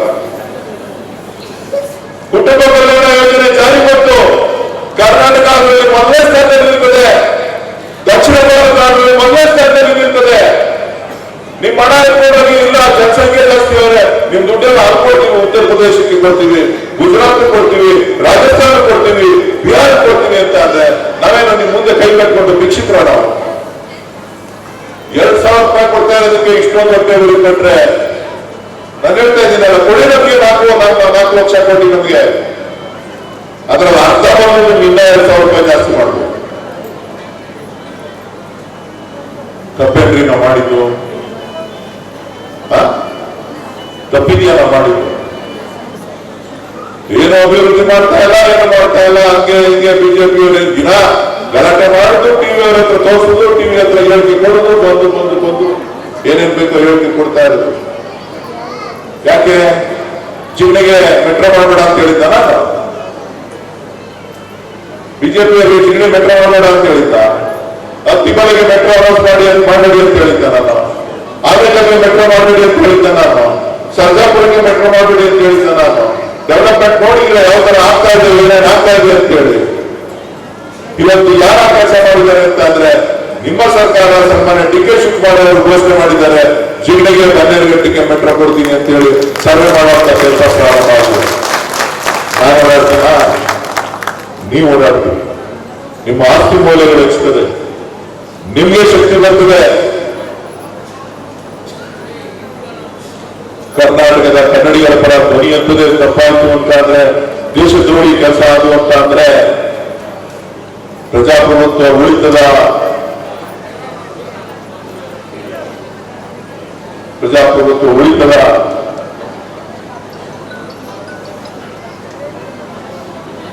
ಇವತ್ತು ರೈತರ ಪರವಾಗಿ ಧ್ವನಿಯನ್ನ ಎತ್ತಬೇಕಾಗಿದೆ, ರೈತರಿಗೆ ಅನುಕೂಲ ಮಾಡಿಕೊಡ್ಬೇಕಾಗಿದೆ, ಮಹಿಳೆಯರಿಗೆ ಶಕ್ತಿ ತುಂಬಬೇಕಾಗಿದೆ, ಉದ್ಯೋಗಗಳನ್ನು ನಮ್ಮ ಕನ್ನಡಿಗರಿಗೆ ಕೊಡಬೇಕಾಗಿದೆ. ಉದ್ಯೋಗಗಳು ನಿರುದ್ಯೋಗ ಯುವಕರು ಲಕ್ಷಾಂತರ ಜನ ಕರ್ನಾಟಕದಲ್ಲಿ ಉದ್ಯೋಗಕ್ಕೋಸ್ಕರ ಅಲಿತಾ ಇದ್ದಾರೆ. ಅದಕ್ಕೆ ಹೇಳಿದ್ದು ನಾನು, ಕರ್ನಾಟಕದ ಕನ್ನಡಿಗರಿಗೆ ಇರ್ತಕ್ಕಂಥದ್ದು ಒಂದೇ ಕರ್ನಾಟಕ, ಅದು ಒಂದೇ ಬೆಂಗಳೂರು. ಆ ಉದ್ಯೋಗವನ್ನ ನಾನು ಯಾರು ಬರಬೇಡಿ ಅಂತ ಹೇಳ್ತಾ ಇಲ್ಲ, ಎಲ್ಲರೂ ಬರಲಿಕ್ಕೆ ಸ್ವಾಗತ ಕೊಟ್ಟಿದ್ದೇವೆ, ಎಲ್ರಿಗೂ ನೀವು ಕೊಡ್ತಾ ಇದ್ದೀವಿ, ಯಾರೇ ಬಂದರೂ ಕೂಡ ಸ್ವಾಗತವನ್ನ ಕೊಡ್ತಾ ಇದ್ದೀವಿ, ಎಲ್ಲರಿಗೂ ಕೂಡ ಪ್ರೋತ್ಸಾಹವನ್ನ ಕೊಡ್ತಾ ಇದ್ದೀವಿ, ಎಲ್ಲರ ಜೊತೆ ಕೆಲಸ ಮಾಡ್ತಾ ಇದ್ದೀವಿ. ಆದ್ರೆ ನಮ್ಮ ಹಕ್ಕನ್ನ ನಾವು ಪ್ರತಿಪಾದನೆ ಮಾಡಬೇಕಾಗಿರ್ತಕ್ಕಂಥದ್ದು ನಮ್ಮ ಧರ್ಮ. ಆ ಒಂದು ನಿಟ್ಟಿನಲ್ಲಿ ಇವತ್ತು ಧ್ವನಿಯನ್ನ ಎತ್ತಿದ್ದೇನೆ. ಇವತ್ತು ಏನು 5 ಗ್ಯಾರಂಟಿಗಳು ಈ ದೇಶದಲ್ಲಿ, ಈ ರಾಜ್ಯದಲ್ಲಿ ಮುಂದಿನ 3 ವರ್ಷಗಳಲ್ಲಿ ಇಡೀ ಚಿತ್ರಣವನ್ನ, ಇಡೀ ಒಂದು ಆರ್ಥಿಕ ವ್ಯವಸ್ಥೆಯನ್ನ, ಪ್ರತಿಯೊಬ್ಬ ಆರ್ಥಿಕ ಶಕ್ತಿಯನ್ನ, ಚೈತನ್ಯವನ್ನ ತುಂಬಿಸುವಂತ ಕೆಲಸ ಖಂಡಿತ ಆಗ್ತದೆ. ಆ ಒಂದು ನಿಟ್ಟಿನಲ್ಲಿ ಇವತ್ತು ನಾವು ಈ 5 ಗ್ಯಾರಂಟಿಗಳನ್ನ ಅನುಷ್ಠಾನ ಮಾಡಿದ್ದೇವೆ. ಆ ಒಂದು ನಿಟ್ಟಿನಲ್ಲಿ ಇವತ್ತು ಏನು ಗಾಂಧೀಜಿಯವರ ಕನಸು, ಪ್ರತಿಯೊಂದು ಹಳ್ಳಿಯಲ್ಲೂ ಕೂಡ ಆರ್ಥಿಕ ಶಕ್ತಿ ಬರಬೇಕು, ಶೈಕ್ಷಣಿಕವಾಗಿ ಶಕ್ತಿ ಬರಬೇಕು, ಸಾಮಾಜಿಕವಾಗಿ ಬದಲಾವಣೆ ಆಗಬೇಕು. ಆ ಸಾಮಾಜಿಕ ಬದಲಾವಣೆ ನ್ಯಾಯವನ್ನ ಕೊಡ್ತಕ್ಕಂಥ ಕೆಲಸ ಎಲ್ಲಿಂದ ಪ್ರಾರಂಭ ಆಗಿದೆ ಅಂದ್ರೆ ಅದು ಕರ್ನಾಟಕದಿಂದ, ಕರ್ನಾಟಕದ ಕನ್ನಡಿಗರಿಗೆ ಕೊಡ್ತಕ್ಕಂಥ ಕೆಲಸವನ್ನ ಇವತ್ತು ಸನ್ಮಾನ್ಯ ಮುಖ್ಯಮಂತ್ರಿ ಸಿದ್ದರಾಮಯ್ಯನವರು ಮತ್ತು ಡಿ ಕೆ ಶಿವಕುಮಾರ್ ಅವರು ನಿರಂತರವಾಗಿ ಮಾಡಿಕೊಂಡು ಬರ್ತಾ ಇದ್ದಾರೆ. ಈ ಭಾಗವನ್ನ ವಿಶೇಷವಾದ ಅಭಿವೃದ್ಧಿಯನ್ನ ಪಡೆತಕ್ಕಂಥ ಜವಾಬ್ದಾರಿ ನಮ್ಮ ಮೇಲೆ, ನಿಮ್ಮ ಮೇಲೆ, ಎಲ್ಲರ ಮೇಲೂ ಇದೆ ಅಂತಕ್ಕಂಥ ಮಾತನ್ನ ಈ ಸಂದರ್ಭದಲ್ಲಿ ಹೇಳ್ತಾ, ನಾವೆಲ್ಲರೂ ಕೂಡ ಬಹಳ ತಾಳ್ಮೆಯಿಂದ ಈ ಕಾರ್ಯಕ್ರಮಕ್ಕೆ ಬಂದು ಭಾಗವಹಿಸಿ ಕಾರ್ಯಕ್ರಮವನ್ನ ಯಶಸ್ವಿ ಮಾಡಿದ್ದೀವಿ. ಇನ್ನು ಅನೇಕ ವಿಚಾರಗಳಿದ್ರು ಕೂಡ ಸಮಯ ಇಲ್ಲ, ಅವರೆಲ್ಲ ವಿಚಾರಗಳನ್ನ ಮುಂದಿನ ಸಂದರ್ಭಗಳಲ್ಲಿ ನಾನು ನಿಮ್ಮ ಜೊತೆ ಹಂಚ್ಕೊಳ್ತೇನೆ. ಈಗಾಗಲೇ ಈ ಒಂದು ರಸ್ತೆ ಏನು ಜಿಗಣಿಗೆ ಸೇರುವಂತ ರಸ್ತೆ ಬಹಳ ಹಾಳಾಗಿತ್ತು, ಅದನ್ನು ಕೂಡ ಸುಮಾರು 10 ಕೋಟಿ ರೂಪಾಯಿ ವೆಚ್ಚದಲ್ಲಿ ಮಂಜೂರಾತಿಯಾಗಿದೆ. ಇನ್ನೂ 1 ಕೋಟಿ ರೂಪಾಯಿ ಬೇಕು, ಅದನ್ನ ಇನ್ನು 3-4 ದಿನದಲ್ಲೇ ಅದನ್ನು ಕೂಡ ಮಂಜೂರಾತಿಯನ್ನ ಮಾಡಿಸ್ಬಿಟ್ಟು ಒಂದು ಉತ್ತಮವಾದಂತಹ ರಸ್ತೆಯನ್ನ ಮಾಡಿಸ್ತೇನೆ ಅಂತಕ್ಕಂಥ ಮಾತನ್ನ ಈ ಸಂದರ್ಭದಲ್ಲಿ ಹೇಳ್ತಾ, ಯಾರು ಹೇಳ್ತಾ ಇದ್ದಾರೆ ಬಿಜೆಪಿ ನಾವು ಮಾಡ್ಬಿಟ್ಟಿದ್ದು ಅಂತ ಸುಳ್ಳೆಲ್ಲ ಫ್ಯಾಕ್ಟರಿ ಇಟ್ಕೊಂಡ್ಬಿಟ್ಟು ದಿನ ಬೆಳಗ್ಗೆ ಅಧಿಕಾರ ಇದ್ದಾಗ ನೀವು ಮಾಡಿದೆ, ಈಗ ನಾವು ಮಾಡಿದ್ಮೇಲೆ ನಾವು ಮಾಡ್ತಿದ್ದ ನಾವು ನೀರು ಕೊಡ್ತಿದ್ವು ಅಂತ ಅಂದ್ರೆ ಎಲ್ರಿ ಕೊಡ್ತೀವಿ? ಸುಳ್ಳು ಹೇಳೋದಕ್ಕೂ ಒಂದು ಇತಿ ಬೇಕಪ್ಪ. ಏನಾದ್ರು ಹೇಳ್ತಾರೆ ಅಂತ ಅಂದ್ರೆ ಈ ರಾತ್ರಿ ಇಲ್ದಿರೋದನ್ನ ಸೃಷ್ಟಿ ಮಾಡ್ಬಿಟ್ಟು ಇಲ್ದಿರೋ ವಿಚಾರಗಳನ್ನ ಹೇಳ್ತಕ್ಕಂಥದ್ದು ಇದು ಸರಿನಾ ಅಂತಕ್ಕಂಥದ್ದನ್ನ ಸಾರ್ವಜನಿಕರು ಚಿಂತನೆಯನ್ನ ಮಾಡಬೇಕು ಅಂತಕ್ಕಂಥ ಮಾತನ್ನ ಈ ಸಂದರ್ಭದಲ್ಲಿ ಹೇಳ್ತಾ, ತಮ್ಮೆಲ್ಲರ ಆಶೀರ್ವಾದ ಸದಾ ಇದೇ ರೀತಿ ಇರಲಿ, ನಿಮ್ಮ ಆಶೀರ್ವಾದ ಮುಂದಕ್ಕೆ ನನ್ನ ಮೇಲೆ ಇರಲಿ ಅಂತ ಹೇಳಿ ನಾನಾದ್ರೂ ಆಶಿಸ್ತಾ ತಮ್ಮೆಲ್ಲರೂ ಕೂಡ ಶುಭವನ್ನ ಕೋರಿ ನನ್ನ ಮಾತನ್ನ ಮುಗಿಸ್ತೇನೆ. ಜೈ ಹಿಂದ್, ಜೈ ಕರ್ನಾಟಕ.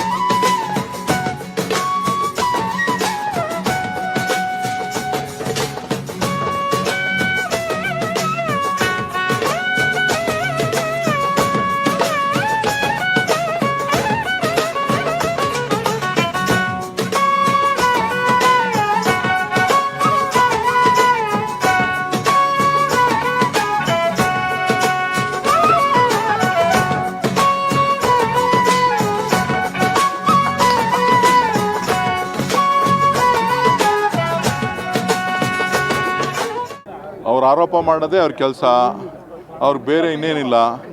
ಹಾಂ, ಕುಮಾರಸ್ವಾಮಿ ಅವರು ಎಷ್ಟು ದುಡ್ಡು ಚುನಾವಣೆ ಖರ್ಚು ಮಾಡಿದ್ದಾರೆ ಏನು ಅಂತೇಳಿ ಅವರು ಕಾರ್ಯಕರ್ತರೇ ಹೇಳ್ತಾರೆ, ಅವ್ರ ಮುಖಂಡರುಗಳೇ ಹೇಳ್ತಾರೆ. ಅವ್ರು ಲೂಟಿ ಎಷ್ಟು ಮಾಡಿದ್ದಾರೆ, ಅವ್ರದ್ದು ಏನೇನಿದೆ ಅನ್ನೋದು ಎಲ್ರಿಗೂ ಇಡೀ ರಾಜ್ಯದ ಜನಕ್ಕೆ ಗೊತ್ತು. ಈಗ BJPಗೆ ಯಾಕೆ ಹೋಗಿದ್ದಾರೆ ಅನ್ನೋದು ಕೂಡ ರಾಜ್ಯದ ಜನಕ್ಕೆ ಗೊತ್ತು. ಕಷ್ಟಪಟ್ಟು ದುಡ್ಡು ಸಂಪಾದನೆ ಮಾಡಿದ್ದೀನಿ ನಾನು, ಯಾರು? ಮಾಡಿಲ್ಲ ಅಂತ ಕುಮಾರಸ್ವಾಮಿ ಅವರು. ಅದೇ ಕರೋನಾ ಟೈಮಲ್ಲಿ ಉಳ್ಳಿ ಬೆಳೀತಾ ಇದ್ರಲ್ಲ, ರಾಗಿ ಬೆಳೀತಾ ಇದ್ರಲ್ಲ, ಅದ್ರಲ್ಲಿ ಬಂದಿರೋ ಸಂಪಾದನೆ ದುಡ್ಡು ಅಲ್ವಾ? ಸರ್, ಈಗ GST ಕನ್ನಡಿಗರ GSTಯನ್ನು ಉತ್ತರ ಪ್ರದೇಶಕ್ಕೆ ಹೋಗ್ತಾ ಇದೆ, ನೀವು ಪದೇ ಪದೇ ಇದನ್ನು ಹೇಳ್ತಿದ್ದೀರಿ. BJP ಏನೋ ಅದನ್ನು ವಿರೋಧ ಮಾಡೋ ರೀತಿಯಿಂದ ರಾಜ್ಯದ ಜನತೆಗೆ ಬೇಡನಾ ಅನ್ನೋ ರೀತಿಯಲ್ಲಿ ಹೇಳ್ತಿದ್ದಾರೆ ಸರ್. ನೋಡಿ, ನನ್ನ ಧ್ವನಿ ಇದು ನನ್ನೊಬ್ಬನ ಧ್ವನಿ ಅಲ್ಲ, ಇದು ಇಡೀ ಕರ್ನಾಟಕದ 7 ಕೋಟಿ ಕನ್ನಡಿಗರ ಧ್ವನಿ. ಇದು GST ಒಂದೇ ಅಲ್ಲ, GST ತೆರಿಗೆ ಮತ್ತು ಇತರ ತೆರಿಗೆಗಳೇನಿದೆ, ಡೈರೆಕ್ಟ್ ಆ್ಯಂಡ್ ಇಂಡೈರೆಕ್ಟ್ ಟ್ಯಾಕ್ಸಸ್ಸು ಮತ್ತು ಸೆಸ್ ರೂಪದಲ್ಲಿ ಹೋಗ್ತಾ ಇರ್ತಕ್ಕಂಥ ಹಣ ಏನಿದೆ, ಅದು ನಮಗೆ ಆಗ್ತಾ ಇರ್ತಕ್ಕಂಥ ಅನ್ಯಾಯ. ಆ ಅನ್ಯಾಯವನ್ನು ಸರಿಪಡಿಸ್ಬೇಕಾಗಿರುವಂಥದ್ದು ಕೇಂದ್ರ ಸರ್ಕಾರದ ಕರ್ತವ್ಯ. ಸೊ ಹಾಗಾಗಿ ನಾನು ಧ್ವನಿಯನ್ನು ಎತ್ತಿದ್ದೇನೆ. ಈ ಧ್ವನಿ ನಿಲ್ಲದಿಲ್ಲ, ಇದು ಹೋರಾಟ ಮುಂದುವರಿಯುತ್ತೆ. ಜೊತೆಗೆ ರಾಜ್ಯದ ಯೋಜನೆಗಳು, ಕುಡಿಯೋ ನೀರಿನ ಸಂಬಂಧಪಟ್ಟ ಕೂಡ ಕೇಂದ್ರ ಯಾವುದಕ್ಕೂ ನಮಗೆ ಅನುಮೋದನೆ ಕೊಡ್ತಿಲ್ಲ. ನಾನು ಅದನ್ನು ಹೇಳಿದ್ದೇನೆ ಆಲ್ರೆಡಿ. ಕಳಸಾ ಬಂಡೂರಿ ಯೋಜನೆಗೆ ಅನುಮತಿ ಕೊಟ್ಟಿಲ್ಲ, ಮಹದಾಯಿ ಯೋಜನೆಗೆ ಅನುಮೋದನೆ ಕೊಟ್ಟಿಲ್ಲ, ನಮ್ಮ ಮೇಕೆದಾಟು ಯೋಜನೆಗೆ ಅನುಮೋದನೆ ಕೊಟ್ಟಿಲ್ಲ, ಕೃಷ್ಣಾ ಮೇಲ್ದಂಡೆ ಯೋಜನೆಗೆ ಹಣ ಕೊಟ್ಟಿಲ್ಲ. ಯಾವುದೇ ನೀರಾವರಿ ಯೋಜನೆಗಳಿಗೆ ಕಳೆದ 10 ವರ್ಷಗಳಿಂದನೂ ಕೂಡ ಅವರು ನಮಗೆ ಸಹಕಾರವನ್ನು ಕರ್ನಾಟಕದ ಯೋಜನೆಗಳಿಗೆ, ನೀರಾವರಿ ಯೋಜನೆಗಳಿಗೆ, ಕುಡಿಯೋ ನೀರಿನ ಯೋಜನೆಗಳಿಗೂ ಕೂಡ ಅವರು ಸಹಕಾರವನ್ನು ಕೊಡ್ತಾ ಇಲ್ಲ. ಸೊ ಇದು ನಮ್ಮ ಧ್ವನಿಯಾಗಿ ನಾವು ಎತ್ತಿದ್ದೇವೆ, ಜನ ತೀರ್ಮಾನ ಮಾಡ್ತಾರೆ. ತಮಿಳುನಾಡು ಸಚಿವರುಗಳು ಮತ್ತೆ ಸಿಎಂಗಳು ಎಲ್ಲರೂ ಕೂಡ DK ಶಿವಕುಮಾರ್ ಅವರ ಸಹೋದರರು ಇರ್ತಿದ್ದಾರೆ, ಆದ್ರೆ ಮೇಕೆದಾಟು ಯೋಜನೆಯಲ್ಲಿ ಬೇರೆ ನಮ್ಮನ್ನು ಬೇರೆ ಆರೋಪ ಮಾಡೋ ಕೆಲಸ ಮಾಡ್ತಿದ್ದಾರೆ ಅನ್ನೋದು ನೋಡ್ರಿ, ಆರೋಪ. ಅವ್ರ ರಾಜ್ಯ ಬೇರೆ, ನಮ್ಮ ರಾಜ್ಯ ಬೇರೆ. ನಾವು ಬೇರೆ ಬೇರೆ ರಾಜ್ಯದವರು. ಅವ್ರು ಒಂದೇ ಪಕ್ಷದಲ್ಲಿ ಇದ್ದಾರಲ್ಲಪ್ಪ. ಪ್ರಧಾನ ಮಂತ್ರಿಗಳ ಹತ್ರ ಹೋಗಿ ಕೇಳ್ಕೊಂಡು ತಗೋಬರ ಕೇಳಿ.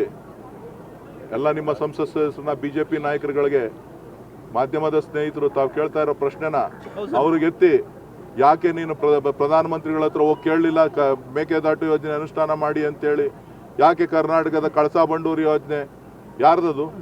ಹುಬ್ಳಿ ಧಾರವಾಡಕ್ಕೆ ಕುಡಿಯೋ ನೀರಿನ ಯೋಜನೆ ಯಾಕೆ ಅನುಷ್ಠಾನ ಮಾಡೋಕ್ಕೆ ಅವಕಾಶ ಕೊಡ್ತಾ ಇಲ್ಲ? ಕೇಳಿ ಅಂತೇಳಿ. ಕರ್ನಾಟಕದಲ್ಲೇ ಇರೋದಲ್ರಿ, ತಮಿಳ್ನಾಡಿಗೆ ಹೋಗೋ ಪ್ರಶ್ನೆ ಇಲ್ಲ. ಕಳಸಾ ಬಂಡೂರಿ ಯೋಜನೆ, ಭದ್ರಾ ಯೋಜನೆ.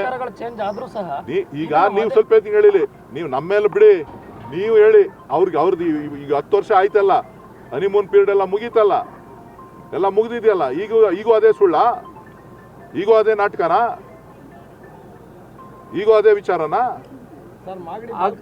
ಅಂದ್ರೆ ರಾಜ್ಯದ BJP ಸಂಸದರು ಹೈಕಮಾಂಡ್ ಮುಂದೆ ತುಟಿ ಬಿಚ್ಚಲಿಕ್ಕೆ ಎದುರ್ತಾ ಇದ್ದಾರೆ. ನನಗೆ ಗೊತ್ತಿಲ್ಲ, ನೀವು ಹೇಳಬೇಕು, ನೀವು ಕೇಳಬೇಕು. ಯನ್ನಾಗ ಗ್ರಾಮ ಪಂಚಾಯತಿ ವ್ಯಾಪ್ತಿಯಲ್ಲಿ ಒಂದು 2023 ಮತ್ತು 24ನೇ ಸಾಲಿನ ಕ್ರಿಯಾ ಯೋಜನೆಯಲ್ಲಿ 25% ಅಷ್ಟು ಪರಿಶಿಷ್ಟ ಜಾತಿ ಮತ್ತು ಪಂಗಡದ ಜನಾಂಗಕ್ಕೆ ಅಭಿವೃದ್ಧಿಗೋಸ್ಕರ ಮೀಸಲಿಟ್ಟಂಥ ಅನುದಾನವನ್ನು ಒಂದು ಪರಿಶಿಷ್ಟ ಜಾತಿ ಮತ್ತು ಪಂಗಡದ ಒಂದು ಆರ್ಥಿಕವಾಗಿ ಹಿಂದುಳಿದಂಥ ಕುಟುಂಬಗಳಿಗೆ 102 ಹಸುಗಳನ್ನು ಮತ್ತು ಅಂಗವಿಕಲರಿಗೆ 15 3 ವೀಲರ್ಸ್ಗಳನ್ನು ಮತ್ತು ಪದವಿ ಕ್ಷೇತ್ರದಲ್ಲಿ ಉನ್ನತವಾದಂಥ ಅಂಕ ಗಳಿಸಿದವರಿಗೆ ಸುಮಾರು ಒಂದು 30 ಲ್ಯಾಪ್ಟಾಪ್ಗಳನ್ನು ಮತ್ತು 94cc ಅಡಿಯಲ್ಲಿ ಹಕ್ಕುಪತ್ರ ನೀಡಿದಂಥವರಿಗೆ ಈ ಸ್ವತ್ತನ್ನು ವಿತರಣಾ ಕಾರ್ಯಕ್ರಮ ಮತ್ತು ವಿಶೇಷವಾಗಿ ಯನ್ನಾಗ ಗ್ರಾಮ ಪಂಚಾಯತಿಗೆ ಕುಡಿಯಲು ಕಾವೇರಿ ನೀರನ್ನು ಮಾನ್ಯ ಲೋಕಸಭಾ ಸದಸ್ಯರ ಒಂದು ಹೋರಾಟದಿಂದ ಈ ದಿನ ನಮಗೆ ಒಂದು ವಿಶೇಷ ದಿನನೇ ಅಂತ ಹೇಳ್ಬೋದು. ಯಾಕಂದರೆ ಯನ್ನಾಗ ಗ್ರಾಮ ಪಂಚಾಯತಿನಲ್ಲಿ ಈಗಲೇ ನೀರಿಗೋಸ್ಕರ ತುಂಬಾ ಹಾಹಾಕಾರ ಇತ್ತು